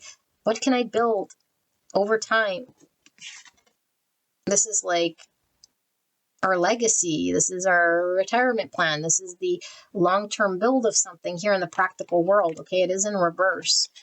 And then the Wheel of Fortune, which is again this destiny, this the leaving up to the universe, things turning, and at any point it can be up or down. Manifestations coming and going. No one controls whether it's up or down at any moment. Okay. Two of Cups. There's the relationship portion of it coming through. And there's the Six of Wands in the reverse. So Six of Wands is the ego card. Okay. Four of Swords. And we have the Ace of Wands in the reverse. She was hanging on to this Ace of Wands. And then Temperance coming for a third time when I was seeing 1414 in your energy coming through when I laid these cards. This one was also coming as Temperance. You have a lot of 141414 energy. Okay, but that's 5. The 5 is all about conflict, change, rebuild. I'm really getting it as a 1-4 though than a 5, how I'm feeling it. Okay, 1, new beginnings. Ace of Wands, new beginning. The 3 of Wands. When we get on that ship, it's like moving towards a new beginning. There's lots about potential new beginnings coming through. Okay, 4 is all about structure, foundations, planning, stability. We have the 10 Pentacle, which is the most stable, practical card here when it comes to home and stability and building. Okay, but of course, Temperance is all about balance and healing. And then the 5 of Cups in the reverse. And then we have the 7 Wands in reverse, which is this surrender energy that I was talking about. Allowing things to be without resistance or need for change. So what's under Justice? We have the Queen of Swords, Gemini, Libra, Aquarius. That's that Mercury energy with the Gemini. I was feeling, okay, let me channel what this is about for you guys. You guys can skip ahead if you need to, because this might take me a bit.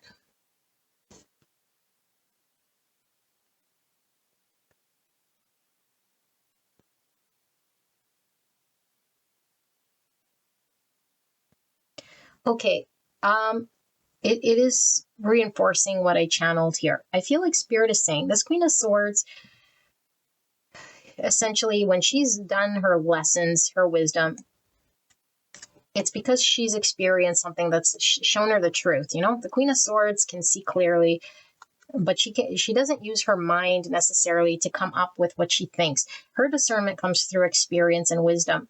Wisdom that she's gone through something that's shown her something, not because she projected it to what she thought she was going to see, but she went through an experience and she's learned and understood something about herself, about experience, and so she has discernment. Okay, I feel like there's a karmic unfoldings here that the universe is blessing you with, of course, if this is your energy. And if you want to call it a blessing, you can call it a blessing, you can call it a curse. It's all up to you what you want to call it. You could call it just an experience, which might be the more balanced approach. An experience here. What is this experience showing me? It's trying to get you to understand connection from an experience maybe you've never experienced before. It's trying to heal something about you.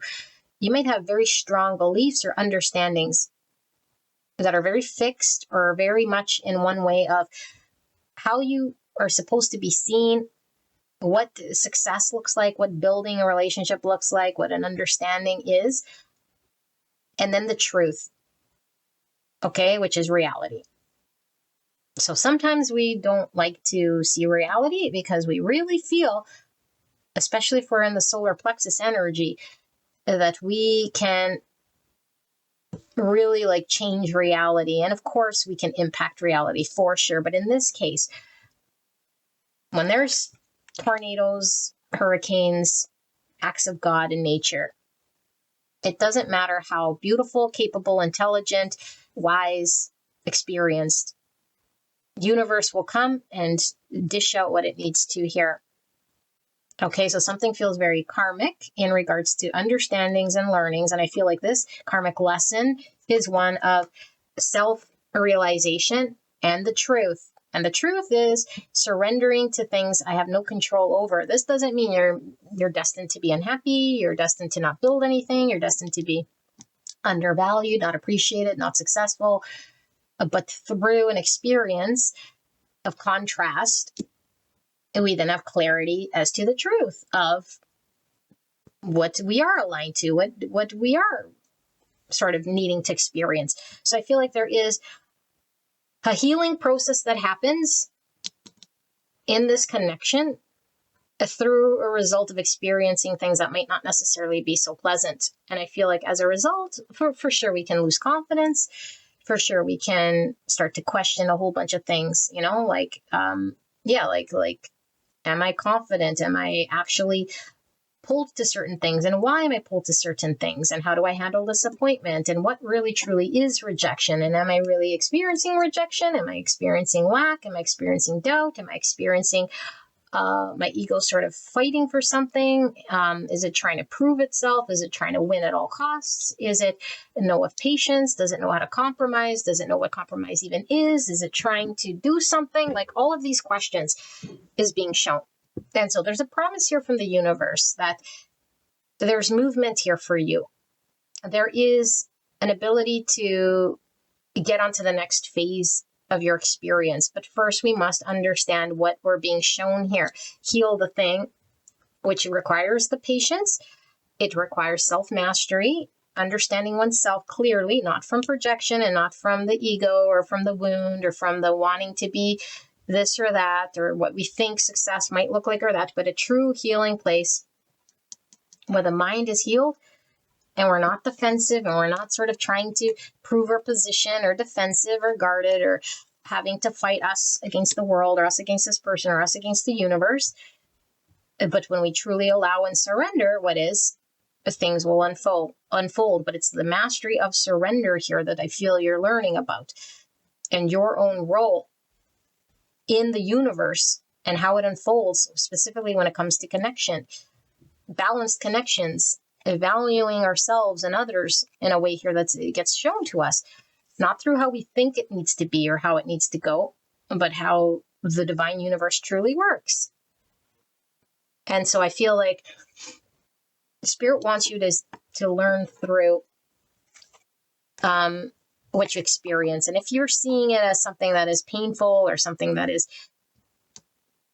I don't know, like through the lens of this projection, disappointing in a way here that's like dictating my confidence or my success, or I'm not being liked, I'm not being seen, it's not building to anything, it's not confident, all of these, what it's not. And then Spirit is saying this is exactly what we will see, and we will continue to sort of be in this heavy energy, projecting the disappointments of reality. But when we're seeing what we're experiencing as something potentially very temporary in the moment as an experience, then it's like, do we have the patience in order to learn? Do we have the patience in order to surrender? Do we have the patience in order to understand our own powers in our hands? What we give weight to it, what we don't give weight to it. And once we've learned this, then Spirit says, then we can be free. And then we've learned what we need to see karmically, or whatever this lesson of the universe has been, so that we can move to the next chapter, which will require you to have this patience develop, this self-mastery develop, this version of you that is requiring a healed version of you that is balanced, that has wisdom, that carries the truth differently than maybe a projection and thinking that was the truth. Because we could carry projections thinking it's the truth all day long. And I feel like Spirit is saying, you don't know where it's going to lead you to. And this is the energy Spirit wants you to be in. Not one where we can sort of totally have in our mind exactly as the thing is supposed to go and attach to it, so much so that if it doesn't, then it's failure. If it doesn't, then I'm not getting what I want. If it doesn't, then it means all sorts of things. It's like, no, it just means what your story was telling you is not what it is. That's all it means. The rain outside is water falling from the sky. That's all it means. So there's something about divine timing coming through. Very loud and clear. Patience, which we love to hear, right? Patience. Like, what is patience? It's like, we don't need patience if we know that we're not on a time, month, day. It's like we're so fixated on timeline here that it's like we're timeless. Everything's sort of has happened already, all at once. So I feel like we're learning about the filling of the own cup as well. Okay, what's filling of the cup? Look, she might have been someone here who didn't understand or wasn't really aware of the truth of the fullness of one cup. And if we're not, we can't share in a giving of 2 cups. It's like we need our cup to be able to generate our full cup so we can step up or engage with someone from a full cup perspective. Here she's filling her cup. No one else is filling her cup. Okay, if that's a she. I don't know, maybe that's a he. I have no idea. Looks like a he, actually. I don't know. Anyway, she, he, whoever this is like filling the cup. And I feel this is what the lesson is like really one of self-empowerment, one of self-understanding, one of knowing oneself so much so that it's like, I understand my emotions. I understand when I'm overwhelmed with emotions. I understand the truth of myself. I understand how to remain balanced, how to give to myself, how to know when I'm in ego and projecting, or like when I'm seeing things from the lens of win-loss, or the ego wants recognition, or it's attached to identity, or it's like propped up or valued by however many successful engagements I have here in this connection, when it's like, well, that's not true. That's not necessarily true. Hence, I feel there's a deconstruction here of something potentially that could have been built based on identity that we used to strengthen our position and build the world around us.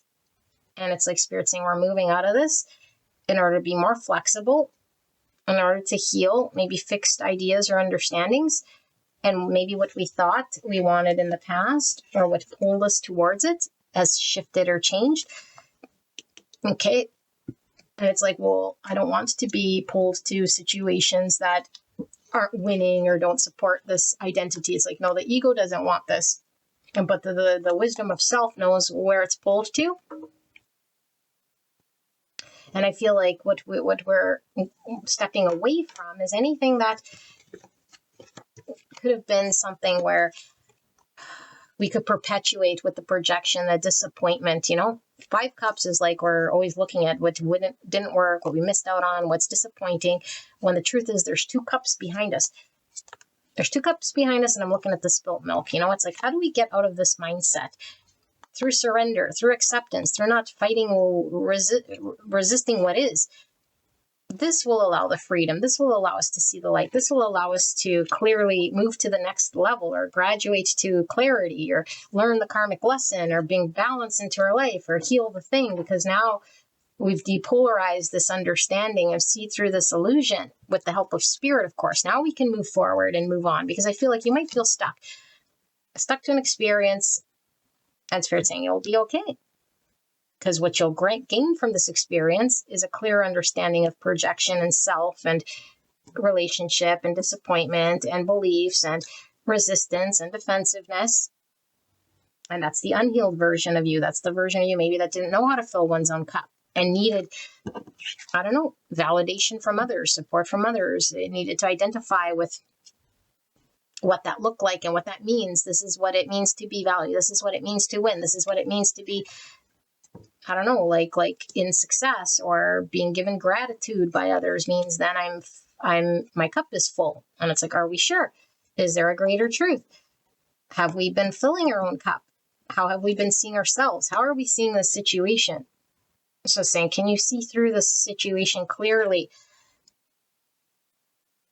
And surrender is in this present moment. Whatever unfolds here is exactly as the divine wills it to be.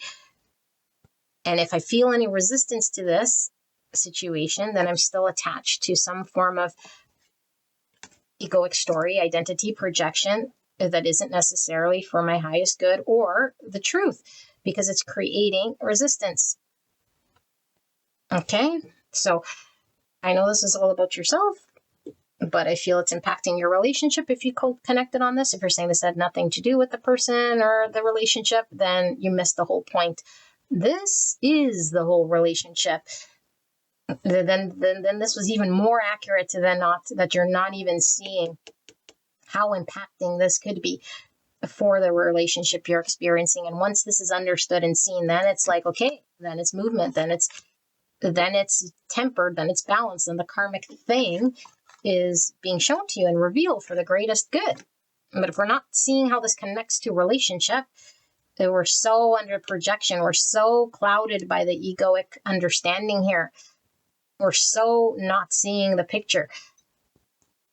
Okay, so this is very tied to the connection in which you're experiencing with your person, but all we're seeing is your energy, of course, if this is you or if it's not the other person, because that's what's getting in the way of the two cups. This projection, this holding on to some story and thing, this is what's creating the tension. This is what's creating the obsession. This is creating this stubborn bore energy. Okay, that's for some of you guys. It's like breaking down this bore. And one thing that's the ego is going to like butt up against is when anyone calls it out, you know? It's going to fight because it thinks it's the ego. That's more projection.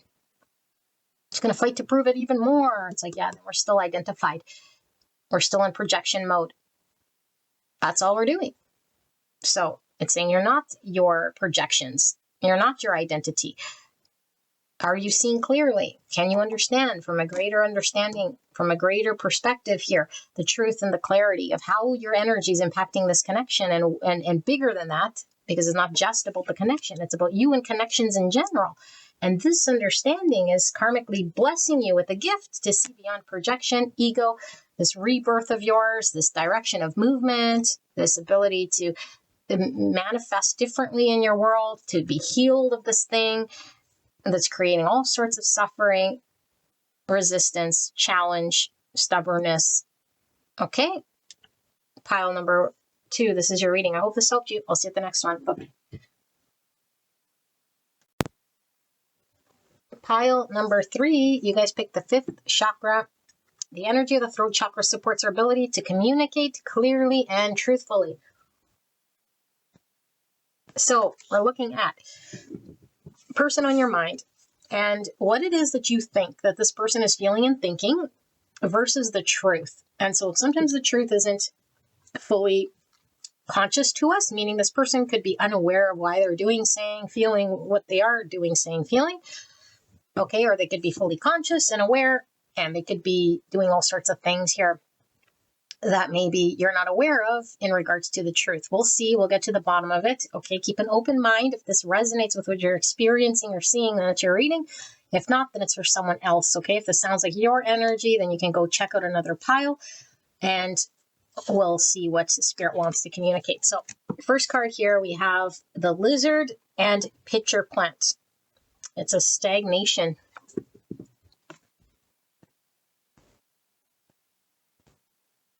Lizards talk about the dream space.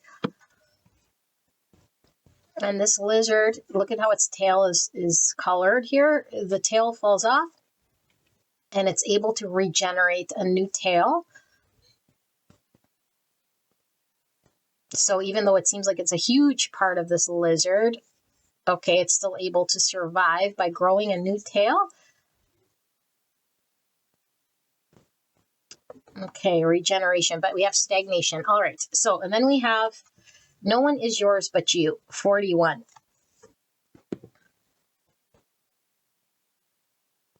Or the number 5. So we have 5, 5. 5, 5 is a master number. Change is the only constant, divinely orchestrated change. And that would be butting up against the stagnation in regards to polarity, stagnation, and then change. Interesting. 5 is all about conflict, loss, change, rebuild, adventure, innovation, challenge, risk. Okay, and we have detach. You're being asked to detach from something that you've been holding on to that we think's a part of us. It's tail here, okay? When you hold on too tightly to the desired outcome, it restricts the flow. Trust that the outcome will work out and let go of your attachment to it. Puzzle piece here, another 4, not another, I'm feeling 4 because 4 is the number of stagnation because it's right before the 5, right before the shift. Okay, 12 here. So we have 3, 4, 5, which is in succession movement. But 12 is 3. This is Pisces energy here. Okay, now we have Pisces and Taurus, Sagittarius, and Libra. We have reassess. You're being asked to take stock of your life and let go, again, of anything or anyone that no longer makes you happy. Notice who and what brings you joy and who and what don't. It's time for some life cleanup. Wow. Okay. We have limits 31 and 4, another 4. What a strong Libra energy. The filter, 45, or the number 9. The filter, I'm going to read this filter one and see what the book says. Okay, we have tempered love, love including others, empathetic love, realistic love, cool love, committed love, love in the present, type 7 enthusiast, thinking centered between pleasure and pain. Cancer energy, a beautiful green ray, which is all about unconditional love. That's the heart chakra. And we have the throat chakra, the heart chakra. And then we have the solar plexus here. Honesty, directness, integrity, probity, truth. Throat chakra, loyalty, morality. Type 3, the achiever, emotional center between appearance and authenticity. 93 and 3. So 3s are all about growth, relationships, initial success. Taurus, Libra, Pisces energy. More Pisces here. Okay, and then we have anxiety. So this is looking a lot like devil, 9 sword energy. Feeling handcuffed to a situation. We have 2 sets of handcuffs here. No one is yours but you. 2 keys. Keys are all about knowledge, information, new opportunity. The potential for a new opportunity here on the other side of this restriction. It's feeling very strong 4 energy from these handcuffs too. The stagnation energy. Okay, and then we have comfort zone. Okay, I'm going to read this a filter and then we'll get into what your thing is. Give me a sec. The filter. 45. It says, if you have drawn this sigil, you are seeing the situation at hand through a filter and you don't even know it. As a result, you're not seeing the situation clearly. All of us have perspective. So this 12 talks about perspective. Okay. perspectives are limited, and that unless we are using a totally objective perspective, our perspectives is subjective. An object will look different depending on what the perspective you have of that object. Each perspective is a different angle on something. I'll read the ending. It says, if you have drawn the sigil, you have a filter that is distorting your capacity to see what is real. You are making your distorted subjective perspective for objective perspective. Question your perception and step outside your limited and highly individual perspective relative to the situation. Consider every other perspective you can relative to the situation at hand. Okay.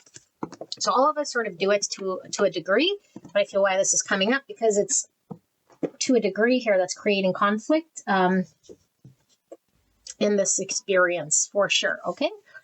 So let me sit here with this energy and channel what this is, and then you guys can definitely skip ahead.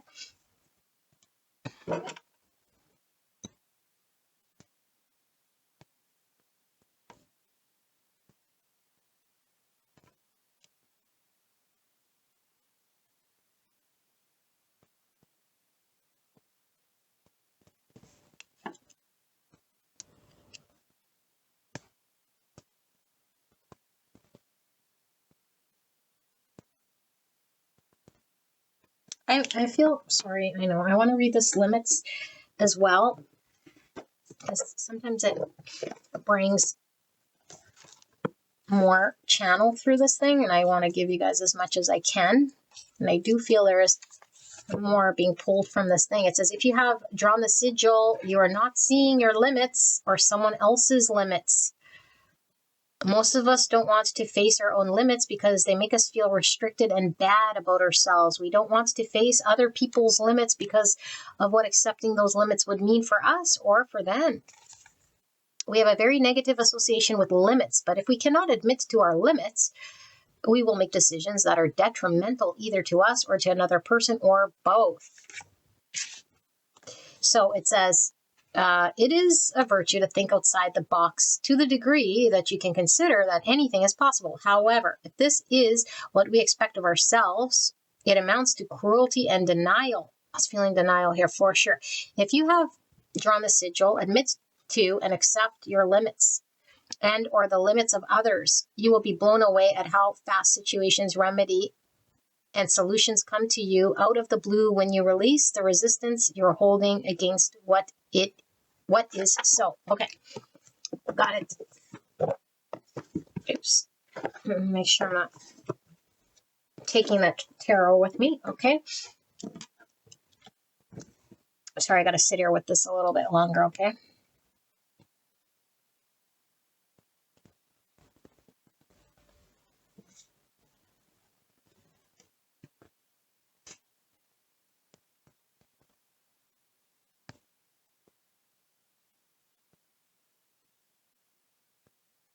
Okay. Beautiful angel. This could definitely be the person you're dealing with. Okay. But you could apply to this too if you're experiencing this side of it. I feel one energy here. I'm going to read it as the person you're involved with. But like I say, this could definitely be your energy. So keep an open mind, especially for mirroring, because this could be true for both sides. Okay. So I feel like there's somebody here, okay, who's in denial. Your person. What are they in denial of? I think what you believe. First, let me just do this as it's channeling, okay? Because I know I say what you believe to be the truth and then what is the truth. I'm going to channel this thing. What this person believes, first of all. They might really believe in an unrealistic expectation about what it means to be engaged with relationship. And a lot of us carry this when we put undue pressure sort of on ourselves. Like, let's say, for example, my parents have been married for freaking, I don't know, 50 years, their parents for 60 years. And therefore, in relationship, it's like when you give your word, it's like your moral duty to stay there come hell or high water. Meanwhile, it's like all signs are pointing to things not working out. And I'm not talking about a challenge we can rectify. I'm talking about forever carry the cross of suffering because I made a commitment to this thing that is against growth, that's limiting me. And so this person you're dealing with, okay, if this is the person you're dealing with, has an experience here to something that they're identifying as part of who they are. And so to be detached from this thing and really connect to who they actually truly are, it seems almost unfathomable here, because it's like me and this thing are sort of one, like they've become part of who I am. Now, this doesn't mean that this person is like madly, deeply like in love with their situation or this person or an experience here, but it's like it's become who I am because I've identified as this lifestyle or this experience or this world, so much so it's become a part of me. And so to see myself as someone who's apart from this doesn't even exist. They're heavily identified with that, heavily, heavily, heavily. And then it comes with this unrealistic understanding that this person carries about what it would mean to be separate from this or detach or make movement or shift things or change things or speak the truth. So there's a heavy in denial here. This person is not content in their experience here. But the bigger driver isn't about whether this person's emotionally happy or whether it's a choice that's aligned for the greater good, or whether they're choosing to stay there because it's one of the two options is better or something like this. This is truly a person who is so not even seeing that it would be a choice, because they in this lifestyle, they in this choice, which really is sort of a choice once they're conscious, is not a choice because it's dictating all of their decisions and their decision to remain. So I feel this person is definitely in their comfort zone.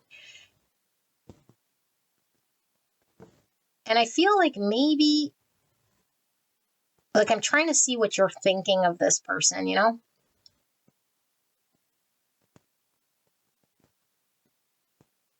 And I'm not getting it. Like all I'm seeing, because I got to sort of read what I see here. The thing that we think is this person's thinking of like the narrative behind why staying in an unhealthy dynamic is the right thing to do. There's this application this person puts on their thinking that reinforces the unhealthy choice to stay small or stay put or stay stagnant. And they can justify this till the cows come home, but that's the filter justifying that. And then they live their experience of that decision, which is what? Stagnation, feeling anxious, feeling held back, feeling stuck, feeling chained, feeling unhappy, feeling emotionally drained, feeling all sorts of ways. And it's like, well, what's the truth? The truth is the situation is holding you back. The truth is that the situation has control over your decisions in your mind only because you believe it to do so, that has more power. Okay, this person, of course, I'm saying you because this is how it's coming through. So I feel this is a home situation, okay? It could be that this person has a lifestyle and it could involve other people, a family, a marriage, whatever this 4 number is, some world.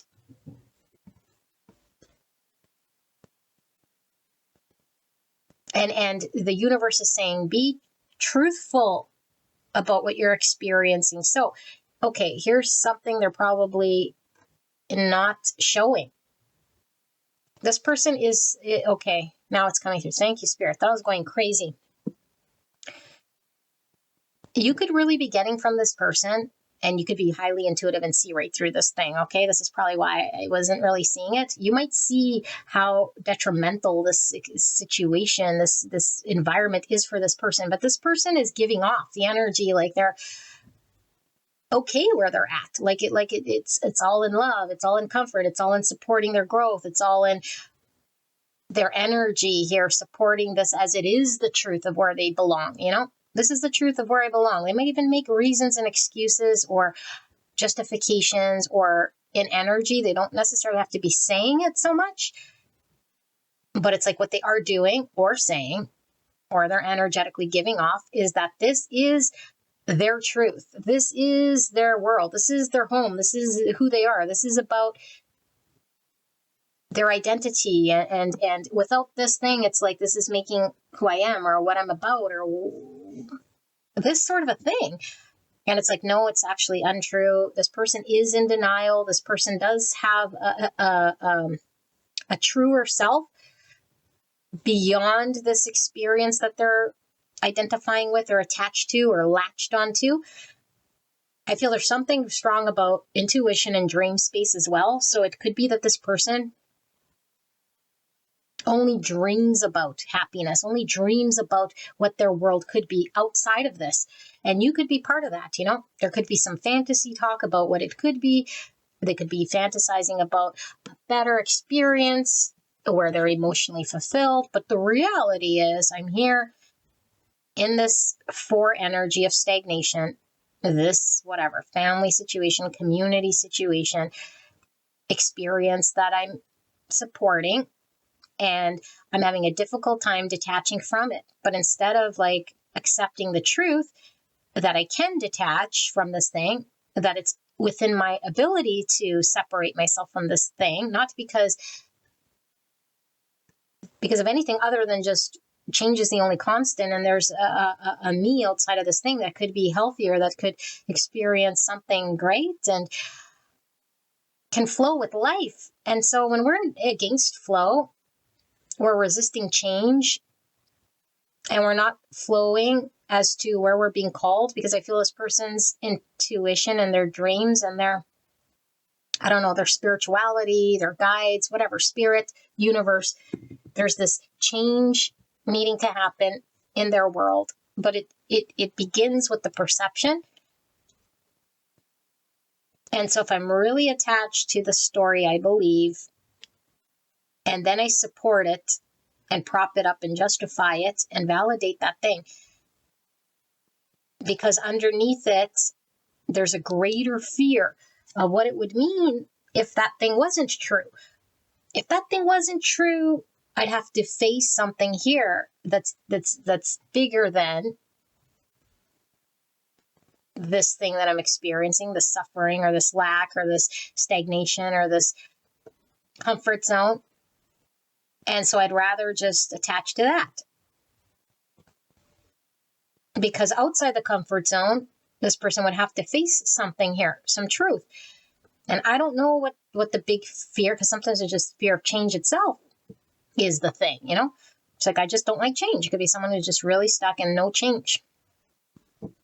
Or it could be because all of you guys are different.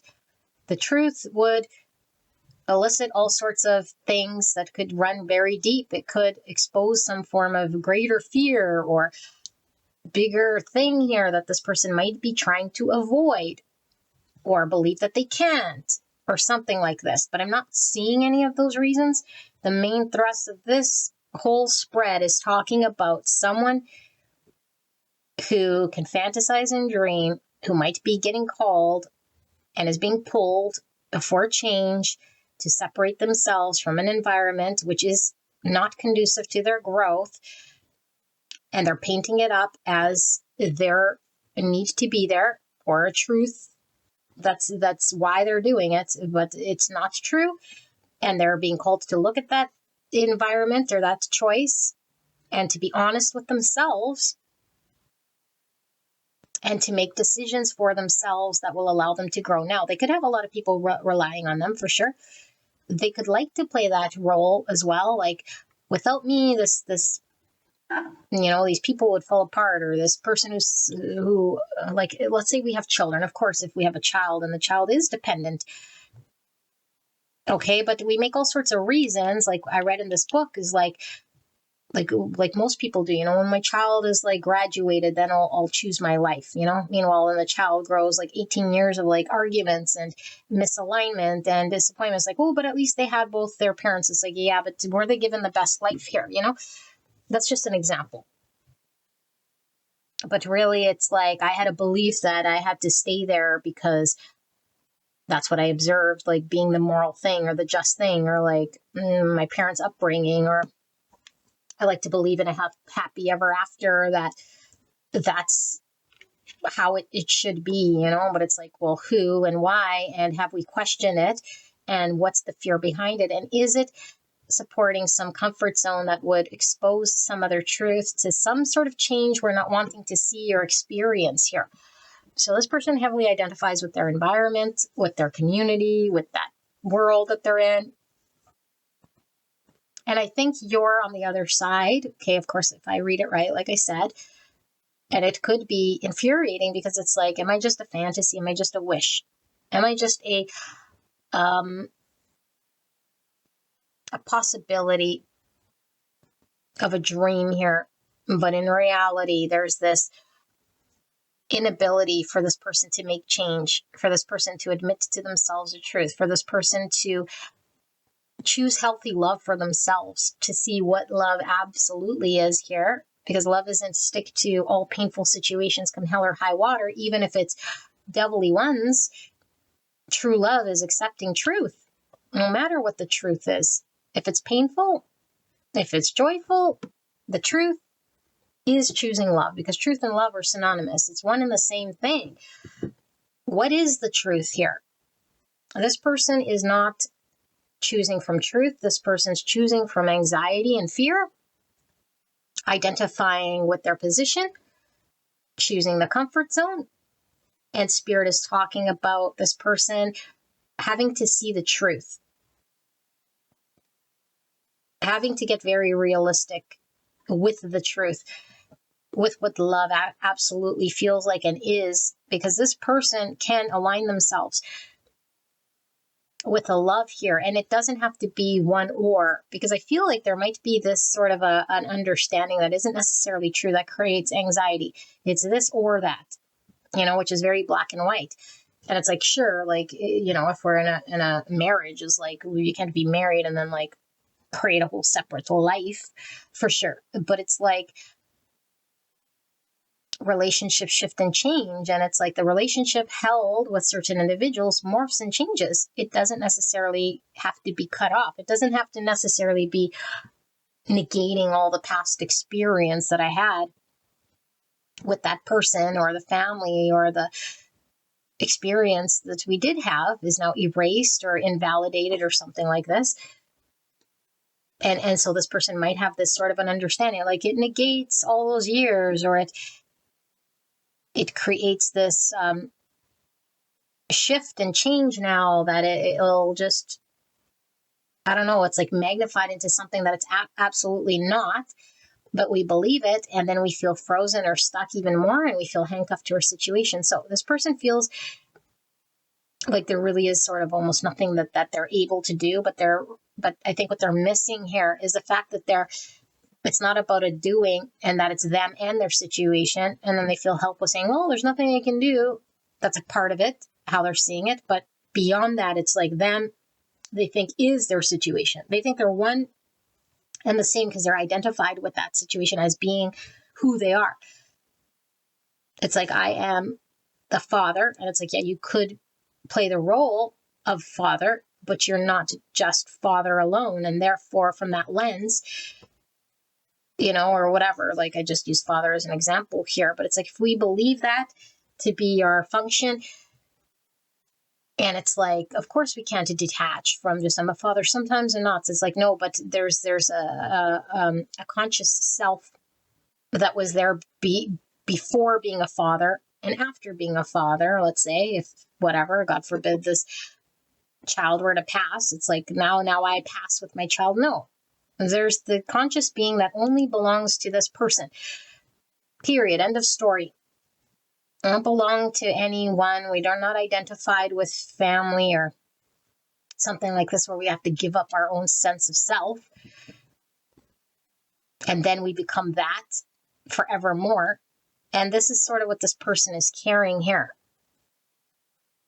And it's like to undo myself, detach from that identity, almost feels like it's going against the truth, but that's the in denial. It's like, no, that's absolutely the truth, that there's a self beyond this experience, a self that exists beyond the other people involved. I feel this feel like this, I don't know, I'm going to say like a third party type situation, but it's because this third entity is sort of latched onto this person as it's part of them, and that's where it's not. Okay, because I'm seeing the 3 here, I'm seeing the 3 eyes here.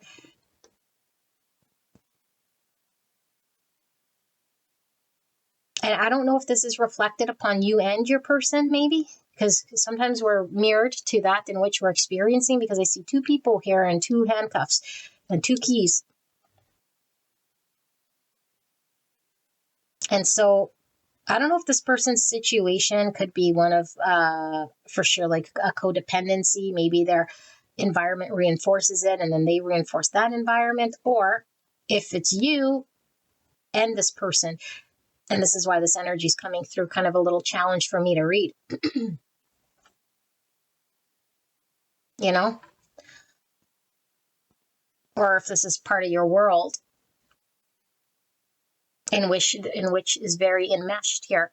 It's giving me my identity in some way here. And I'm being cold. And so I'm seeing like a future that seems almost like unreal, that can only be accessed in my dream space. In my dream space, that's the only time it could be a reality. But I got to get real when I open my eyes, that then I'm back to this sort of thinking. And it's like, no, actually, you have this. This person that I'm reading. And we're dreaming of freedom, and our life is sort of imprisoned here. But it's like, this is caused by the anxious understanding, and there actually is keys here, which is a knowing of information that can free us of this bind or this attached thinking.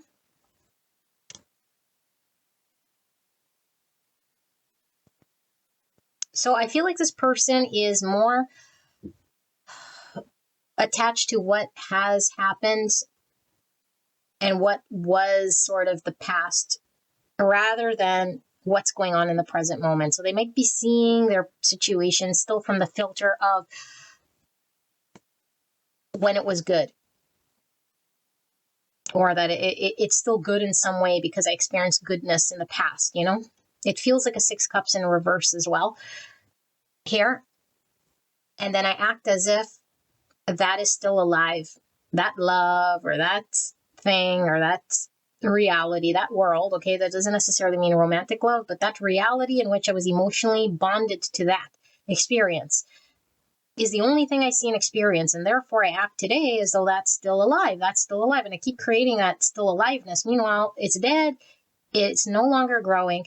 It's only alive in the mind because we're giving it power. We're saying that it is, and therefore we're giving it life. But it's no longer the case. It's morphed and changed. It's no longer. And the only way that it is a thing is because we're carrying it as though it's a real thing within us. And it's the comfort zone. And it might have been something that made us feel safe at one point. Maybe it provided our, I don't know, roof over our head, or stability or security, or it's our go-to, or it's our close friend, or it's like, I don't know. It's something that we identified as stability and security. There's a lot of 4 energy that comes through this reading, and a lot of 5s, because I feel like the 5 is this wake up. It's the shift. And then we're conflicted because it's like, I got to create all this change. I got to shift from my safe zone. I got to make decisions, and I'm conflicted with it because all of this anxiety is like running the narrative of the story that I believe this whole time. So it's going against this thing, but it's like, yeah, we're in denial about truth. We're being called to reassess our situation, and we're being asked to really be honest with ourselves. Is this present moment of what's presented, the people and the situation, truly in love here in this present moment? Is this realistic?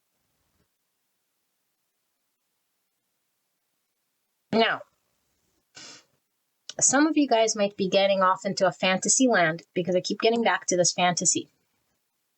realistic love. So I'm going to fantasize and dream about a situation, circumstance that absolutely is like a pie in the sky, not a real thing.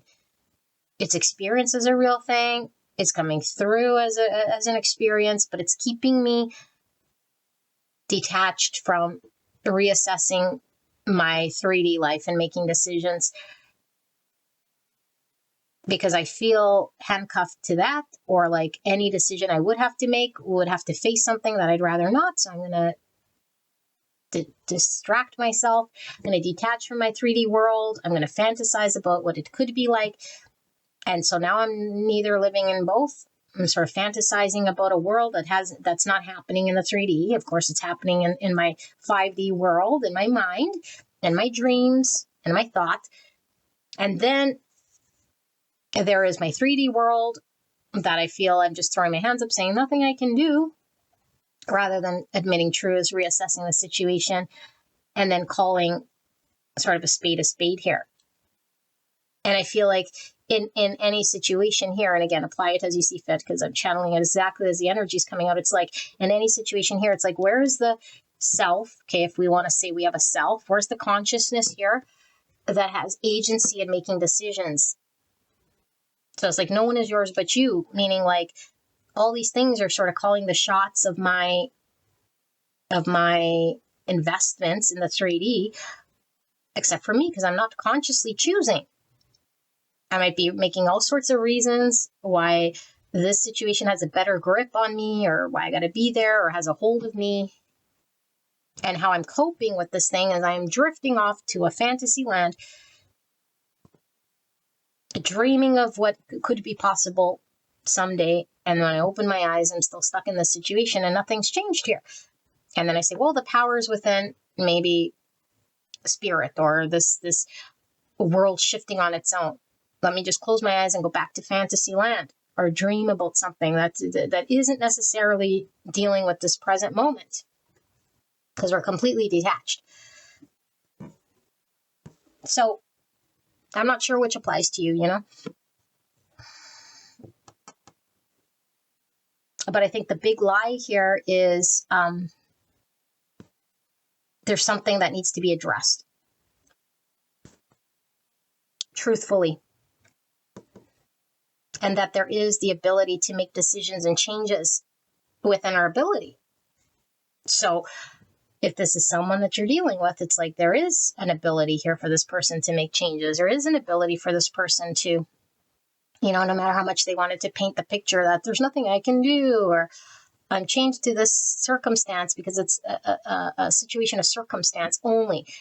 Nothing to do with my choice or my decisions or my understanding. It's like, no, actually, there's a truth that needs to be explored and expressed and backed up by action.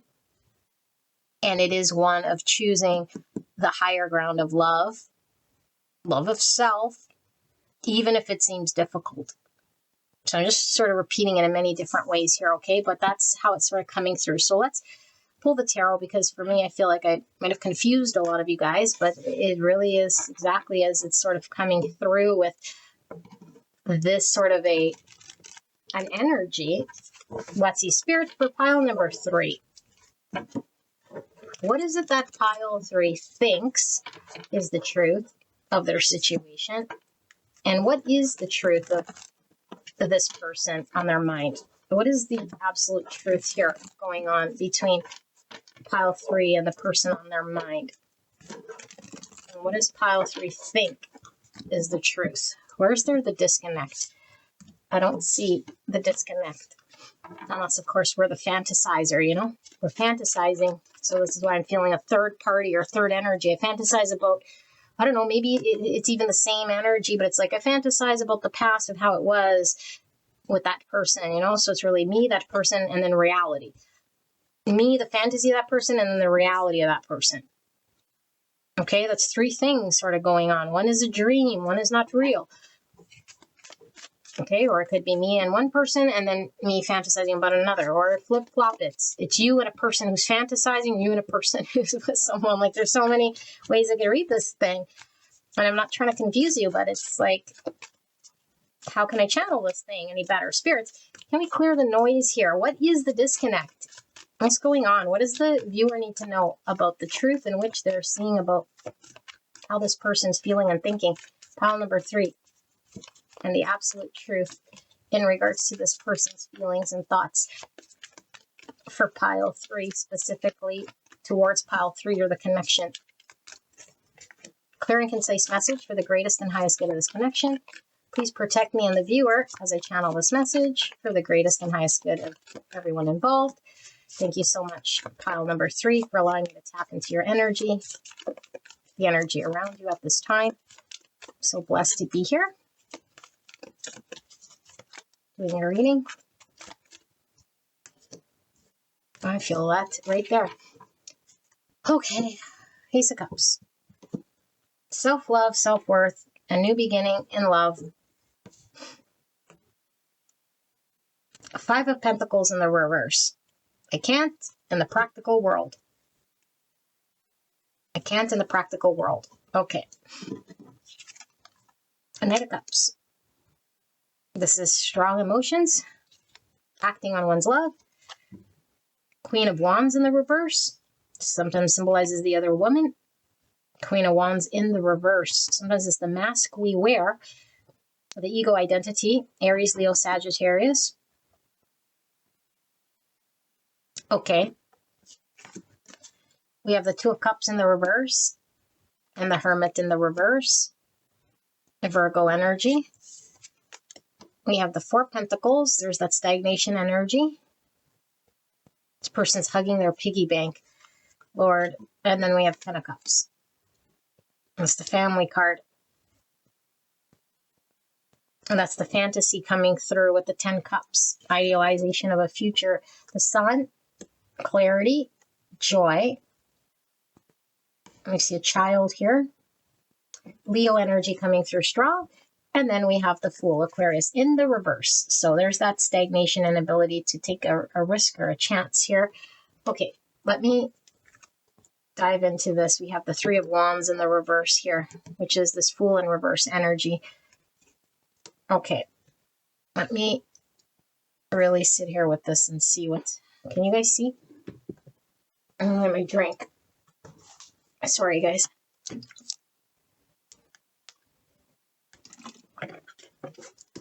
Okay.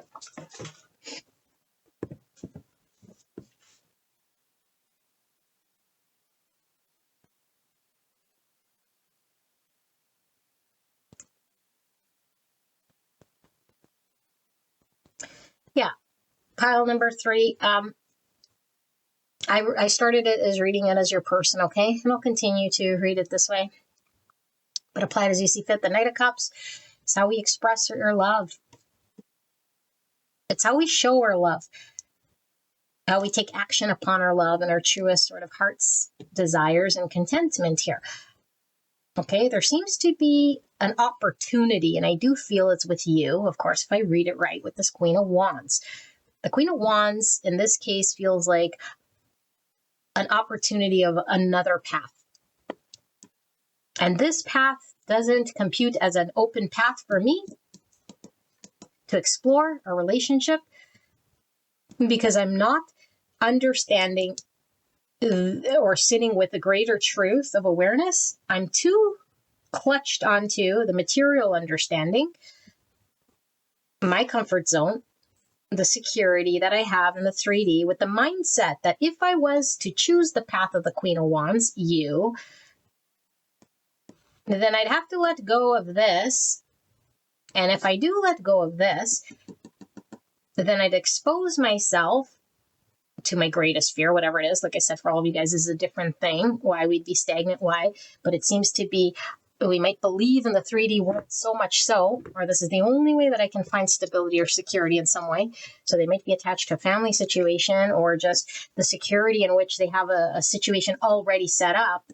And it could very well be as simple as I'd have no money. you know, like really, but believe it so strong. Or like, I'd have no place to live. Like, again, very clear. Okay, but I'd have to let go and then be exposed to making this decision. And so here is this fantasy, this dream, which I do feel is like an ultimate happiness this person could experience, but it's this or that. It's like, I got to let go of the big fat piggy bank here. The material, that's all it symbolizes here. If I want to experience this 10 cups. And so the 10 cups is my happiness, my joy, ultimate fulfillment. It's where my heart is. It's what I'm pulled to. It's my joy. But the reality, okay, in quotations, is that I can't take that risk, because then something's going to happen to this piggy bank that I'm held onto. The way that I normally live my life currently, this stagnation, this comfort zone has me blocked to new opportunity. And so this new experience I can have, this new opportunity that really excites me, that's the sun, that's fireworks, that's joy, that's like lovable here, that my heart calls to, that's pulled to here, that could experience harmony and an ultimate fulfillment, is something that I'm unable to pursue due to outside circumstances beyond my capability, because I believe in this cannot energy, or that I'll be without my security, my stability, my comfort zone, what I've built. I don't know, whatever this 4 pentacle building stability safe zone is. And so if I were to support my cup being filled, like for me, my own happiness, what I truly want, what I connect with, I'd have to go against my 4 pentacle and get out of this mindset of lack in order to pursue it. So it's like, I feel as a this or that. And when the reality is it's neither a this nor that. It's come out of the mindset, again with the hangman energy, come out of the mindset that there is a lack to begin with, or that there would be a loss of security to begin with, or that we have to attach to it so much so that it's going to impact our ability to explore, to have joy, or to say yes to moving forward. Knight of Pentacle in reverse. Yeah, so it's a stagnation, a stuckness that's getting in the way of my new beginning. And you notice this wedding ring here. I do feel it has something to do with a marriage or a family situation, or just a commitment. Commitment doesn't have to be to a person. Commitment to a lifestyle, committed to my job, I'm committed to this sense of stability or security in my world. It seems like someone very materialistic, that's all I sort of see. And then happiness is like one option, and then I'd have to give up the security or the financial. So it's like, to be happy, I'd have to let go of finances, or I can hang on to my finances and be secure, and then just sort of dream about a happily ever after in my own dream, in my own head, in my own mind, and then be okay with this whole thing. Now, because it's coming through all these options, like I said, there could be a real situation in which there is no more harmony, a family situation that we experienced in the past, and it's something that I haven't come to terms with yet. And I'm dreaming about and hoping it would get better, and projecting into this future of happiness, because this is where my security sits. This is what used to provide me with security. So I'm going to hang on to it at all costs. Even if it's not happy now, I'm going to hang on to it like it's true, like one day it'd be happy, or like I'm going to pretend like it's happy, or dream that it would be happy. And the reality is it's not harmonious. It's not working. There's lack of, I don't know, attraction, desire, or pull, or like, but my heart was there at one point in time, and now I'm clinging to this possibility, even though it may never come, even though it might be completely against the truth. And here's where I sit, and the universe is calling me to explore the unknown, let go of this clinginess to this idea I have. And on this other side, we'll find joy. On this other side, I'll find emotional happiness. On this other side, I can have a new beginning. But I have to come out of this lack mindset, or this 4 pentacle clingy energy, or the stagnation, in order to explore the other side. But I'm like, no, I want to cling to this fantasy, to this once upon a time, to this maybe in the future it would be, or a dream here that I'm wishing. But in the real world, I'm not doing anything about this whole thing, but I feel it. So I don't know, like, this is what I channel, but what is the disconnect, and why are we seeing this thing? Like, what is the viewer thinking then of this whole thing? Because it sounds like I'm just reading someone here who's like, unless of course this is you and you're thinking, I gotta let go of something secure, like to be in that relationship I want, to have the 10 cups, or I'm like fantasizing about a 10 cups coming back to a situation. And Spirit's saying, like, you gotta be a fool in order to experience the 10 cups. Could it be the situation? Maybe. Maybe it's another situation. Maybe there's a need to let go, or not be held back, or not stay in the comfort zone, and allow the fool, like that child energy, the innocence. But we might think it's too much of a risk.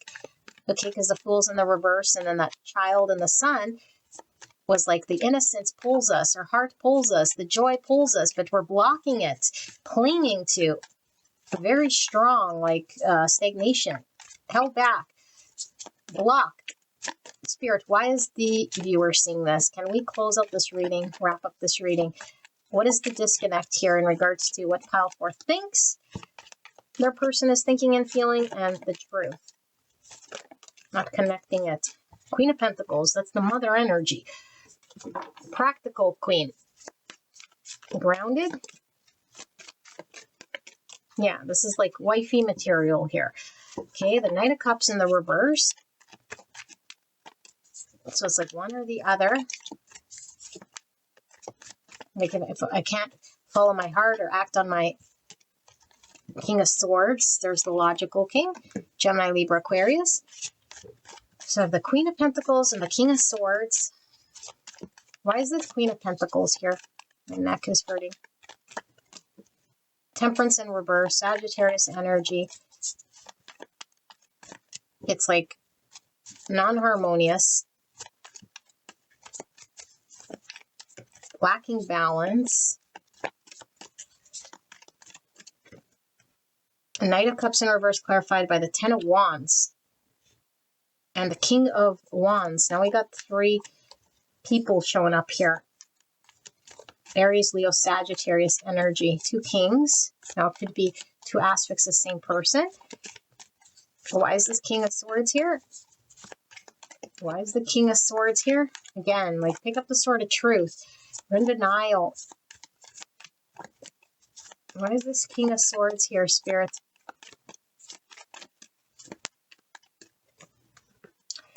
Ace of Swords in reverse, in denial. Page of Wands in reverse. There's that inner child again. The Page of Swords, more inner child in the reverse.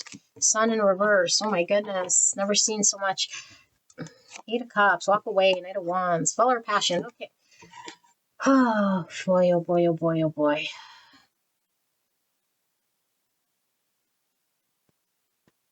This isn't like mind versus heart, you know?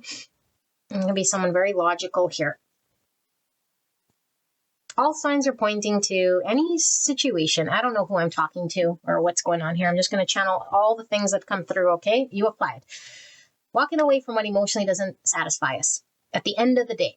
But there could be so many reasons we could logically come up with why walking away would be a threat, you know? But then what happens to this, and Timmy and Tommy and the money and the house and the kids and the this and the that? Meanwhile, this point in time, of course, we don't just walk away from everything emotionally dissatisfying. Otherwise, we'd be like completely uncommitted to everything. But there's a point in time in which there's a heavy, heavy, heavy burden to try to force situations that don't bring emotional happiness, in which we're in denial of, that we're denying great truths, and we're trying to justify and come up with all sorts of reasons. Meanwhile, there's a pulling and a desire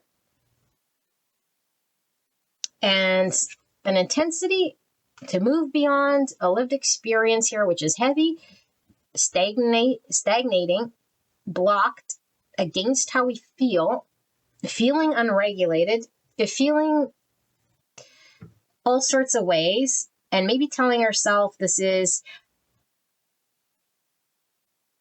whatever the story is, because for all of you guys, it's a narrative. However, it is the practical story. It is more the 3D support of that stagnation.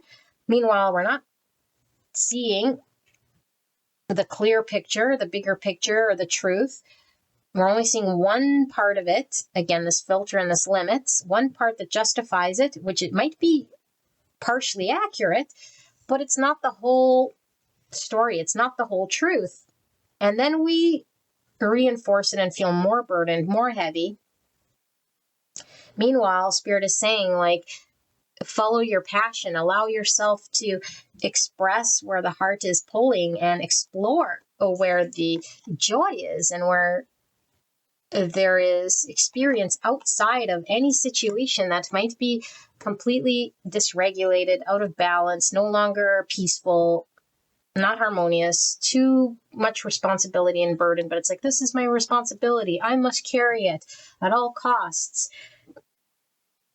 And then just talk about a future here, because I feel like there's a lot of just talking about a vision one day. And it's like, no, this one day is now, because the one day, we notice all the one days turn to this present moment. This present moment is when we can make the decision to point our nose in the direction of where we're trying to build. Yeah, like speaking. There's a lot of this speaking, but not doing. Thinking, planning, talking, and not doing. So if you're with someone, I don't know, who's talking to you about a vision and giving you this whole story of how it's planned, right down to the last details, what's going on with this person? They're mega in denial. There is no ability for this person in this state that they're in to admit to themselves a greater truth, what's required in order for them to get there.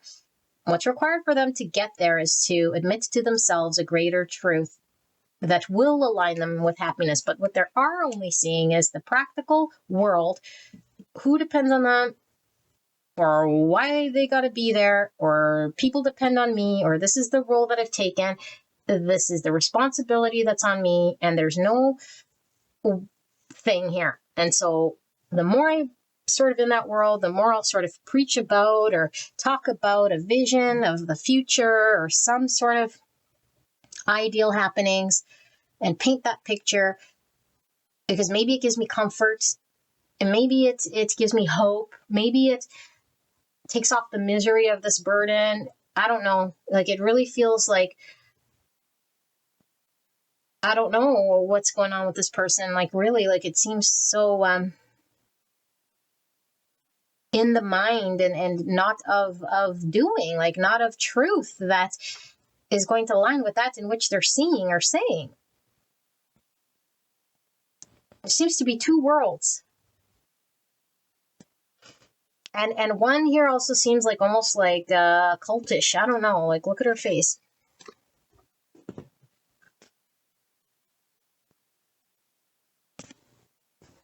It's like seeing something through rose-colored glasses and then buying that story. I'm going to buy that story because it's easier. And that is the demise here, because it's like the more we give the rose-colored glasses or that belief, it's like the more we are detached from the realistic expectation of life, which is the truth of being in line with authenticity, with truth. Like, pick up the sword of truth. I think this person knows, but it's like, I'll just pretend it's not there and not look at it. If I don't look at it, it doesn't exist. If I don't talk about it in a way like that goes against it, then it means it's not true. Meanwhile, it's right under their nose, but they're like talking about something else, trying to build something else up, and then maybe this thing will change or shift. But it's like, I won't see the truth. I won't investigate the truth. I'm in the dark about this thing as long as I pretend I don't know. And then it's like, limiting my future, limiting where I can go, limiting my options, limiting my vision, and blocking my truest heart's desire, and I'm emotionally unsatisfied here. And then I'm like, hello. I'm like, I don't get it. Six of Cups, stuck with a soulmate, nostalgic on the past. I remember when things were good. It's like a person, place, thing of the past, the childhood, the family hometown, the relationship that I first got into, the whatever this is calling all the shots. And my future is dependent on what I do in this present moment. But I'm so wrapped up in the thought and the memory that every moment that unfolds here is a fantasy, because it's acting out of past experience. Every single moment now is past experience, either trying to hope, wish, pray, or keep it alive, rather than say it is what it is today and it is what it was in the past, and differentiating the reality from the fantasy. And what I can do and say in this present moment so that I can align with it. I think we need to see why. Why the Six Cups? Because this is driving me nuts. That this person has an attachment, so much so to a past experience, person, place, thing, that it's getting in the way of their truth. Why, Spirit? What is it that this person is believing? Okay, what is it that pile number 3's person is truly believing that's limiting their mobility or their ability to take action upon their dreams or their wishes or their truest desires or their heart or this new opportunity? Why? A strength in reverse. So we're lacking the courage, the confidence, just for change. Okay, it could be ego as well. The Fool in the reverse, Aquarius, Leo. So I don't take the chance. But why? They just fear there's not enough courage to take the risk. What do they see this risk as? 9 of Wands. So there is a persistence. There's a relentlessness, not giving up. But there's also seeming to be no movement here with the 9 of Wands. And they're defending something here. They might be defending something about timing. There's the calendar, when they can do it. I'm not in a position to do it, take the risk, or have the confidence just yet. But I'm not giving up. I'm not giving up. But I feel stuck here. Look at, they're locked in here. I guess it's their circumstance making them feel they can't, 8 of Pentacles in the reverse. I can't consistently give to something, create something, have it within me. I'm lacking the practical thing to do it, to commit to it, or to be dedicated to it, to produce it. Why is the Fool here in reverse? So I just didn't do it. 9 of Cups, emotional satisfaction. It's like choosing either my emotional happiness or something in the practical world that I can't seem to do or have it within me. Why is the 9 Wands there? So 99 is a master number. Being the change you wish to see and helping humanity release what no longer works. They're being called to release what isn't working in their world and be the change. And I don't know if they're waiting for perfect time or universe. 10 Wands again. And then the 5 of Cups. Oh my goodness. And then the King of Cups. Cancer, Scorpio, Pisces under. That's the 7 of Swords in the reverse. So again, 7 Swords, the in denial card. The Thief returning the swords. Us seeing through our own masks, our own sabotage, our own illusions, our own lies. Being deceived. Lying to ourselves about our own emotions, our own capacity to love, or something like this. Okay. Sorry, just let me sit here and see.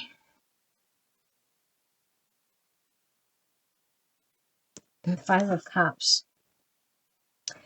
Okay. My goodness, this person, there's love, okay? And I do feel it's for you because I'm reading about this connection. So if there's any doubt about love, that's not the problem here. The problem is somebody who's so much in a state of denial. They wouldn't know the truth if it came up and hit them over the head, you know? And it's not a choice that we make to be in denial or to lie to ourselves so we can hurt or suffer. We do it all sorts of reasons to protect ourselves. Everyone does it for their own sort of, in their own unique way of how they do it. But at the end of the day, there's one common thing. It's to protect ourselves from that in which we don't want to experience or be exposed to. Okay, and so this person has an understanding here of this change that would require this person to put themselves outside of their comfort zone, that they think they can't, that they're not courageous enough to do. Why is this here? Sorry. That they're not courageous enough to face the changes and what it would require of this person. And so I feel like this person sees that there is this, like they'll know what makes them happy clearly because they can connect to their emotions. There's no not connecting to the emotion. The emotion is there. It's in the practical realm in regards to what is within their capacity, what is them being, stepping into courage, and what is them sort of being cowardly or going against, what they're required to do here. And I feel like this person is trying to defend their position while they sort through what is right, what is a lie, what it feels good, what it doesn't feel good, what is overwhelming. And right now this person is being consumed by a 5-cup energy. What is not working, what they have to part with here becomes so heavy that there's only so amount of time that we can look at what's not working and the disappointments and the suffering, where we realize we have the power and the ability to make change. Nobody can do this for us but us. That's the 99. Okay, be the change you wish to see. And everyone has their own sort of limit of hitting this realization. We could fight, and we could just say, I'm going to stay here as long as it takes, But if it never turns, if all it is disappointment, if all it is us carrying this heavy weight of disappointment, regret, sadness, and it's not aligning with true happiness, what makes us feel happy and aligns with the heart, eventually we have to face the truth. And everyone hits their own point. And I feel like at some point in time, whatever it is, for everyone it's different. There's a point where they have to surrender. There's no more fighting. There's no more lying. There's no more in denial. Do I want to sit here and suffer? Or I can't carry on like this no more. And if I can't, it doesn't even matter if I have the confidence or not. It doesn't even matter if I make the decision whether I want to take the risk. I have no other choice. I can't carry down this path. It's too heavy. I've hit the wall. I've hit a realization. I have to accept the truth. I can't resist it. And I got to align with what feels more fulfilling, what doesn't bury me, what doesn't make me heavy, what isn't going against my happiness. This has to reveal itself to this person, however long it takes. I'm trying to see what this calendar says.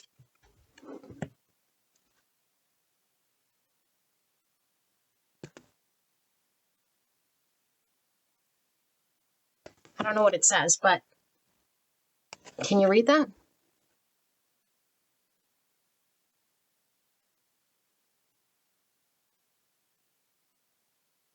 I don't know. I don't have my glasses, but anyway, so it's coming. I feel like there's divine timing. This person, so even their glasses aren't on their face. They're not seeing the truth. Even his eyes are covered. He's not seeing the truth. And I don't think it's really a conscious decision. And I'm seeing this person also drinking here. So this person might cope with like distracting themselves as they sort of numb themselves out here. And it's almost like giving me like, it might feel good in the moment, to drink sometimes, occasionally. But it's like if we kind of make a world of this over and over and over, it's like it becomes burdensome. And we can't know more. And it's like, yeah, maybe my coping way worked. My lies worked. My in denial worked. My this worked for some time, and I was like persistently sort of trying to get through that way. And then I hit some roadblock. And now I have to sit with actually dealing with the truth and really peering behind what I held as a truth that I couldn't, or that there was too much fear, or that I was incapable, or that I was incompetent, or I didn't have the financial this or that. It's like I have no other choice but to deal with the circumstance and make something of this thing. And what I might find here is the actual truth, that there is no lack of anything, that there is nothing except for me just risking change, that I just didn't have the confidence to face it. But I never really got pushed to face it. I was just sort of there defending my position, not being required to face it, going as long as I could, and maybe trying to upkeep some form of 9 cups by, in the moment, doing whatever could numb me or whatever might have felt decent. But then it becomes just way too heavy to live with the burden of disappointments that I have to get out of this. I have to be honest with myself, the world. So this person's concluding a major life cycle, a major realization. They are the only ones that have to see the truth. They have to close this chapter.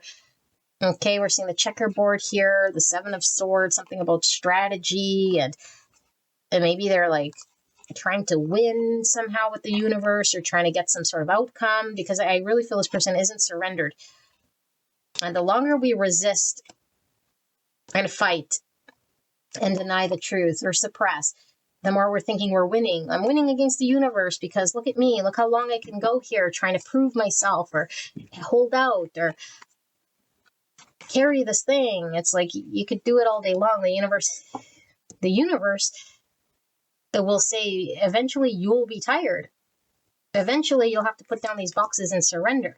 So you're not proving anything the longer you can carry it. You're just sort of resisting what's true and what's real, trying to outwit the universe or upkeep something that's ended or that's over. And you could do that and just sort of spin your wheels, exhaust yourself, believing the untruth, getting in the way of your own emotional happiness, and convince yourself why you need to be there. And that's what this person is doing. And it's like, what is the truth? The truth is the heart never lies. The truth is that we need to surrender to what's not working. The truth is we need to see where we're saying there's lack, or there's too much fear, or a lack of confidence, or telling ourselves that we're not in a position because of XYZ to make any change. Meanwhile, when we look at our circumstance, it's like dead or over or done. And it's like we're not accepting the truth that it's done and over, and then we cling to the memory of the past and say, I'm going to double down harder and I'm going to get through it, and I'm going to... Meanwhile, like everything that matters is sort of at risk. Like papers are falling out here, and it's like, who are we proving? It's egoic. It's really egoic, even if it's well-meaning, it's egoic because it's like, look at my strength. It's like, yeah, but meanwhile, there's all this suffering and the real things that matter, like not being addressed here. It's like, who cares if you got to the top then? Maybe we lost all the important papers, boxes fell. It's like, yeah, but look, I'm up here. With what though? With nothing except for disappointment, with nothing except for like missed opportunity and loss, and we just fought against ourselves and the universe, all because of some lack of confidence or some fear of change or some story of I can't do or not in a position to do. Yeah, this is what I see, a need for surrender. Okay, but the truth reveals itself. The truth reveals itself to this person, but it can only come from them. Nobody can tell this person, and that's what they're learning. That's what they're closing out. All right, beautiful people. I hope this helped you. I don't know what you're believing, about this person, but this is the truth of what's going on with this person. So I hope this helped you. I love you guys very much, and I will see you at the next one. Bye-bye.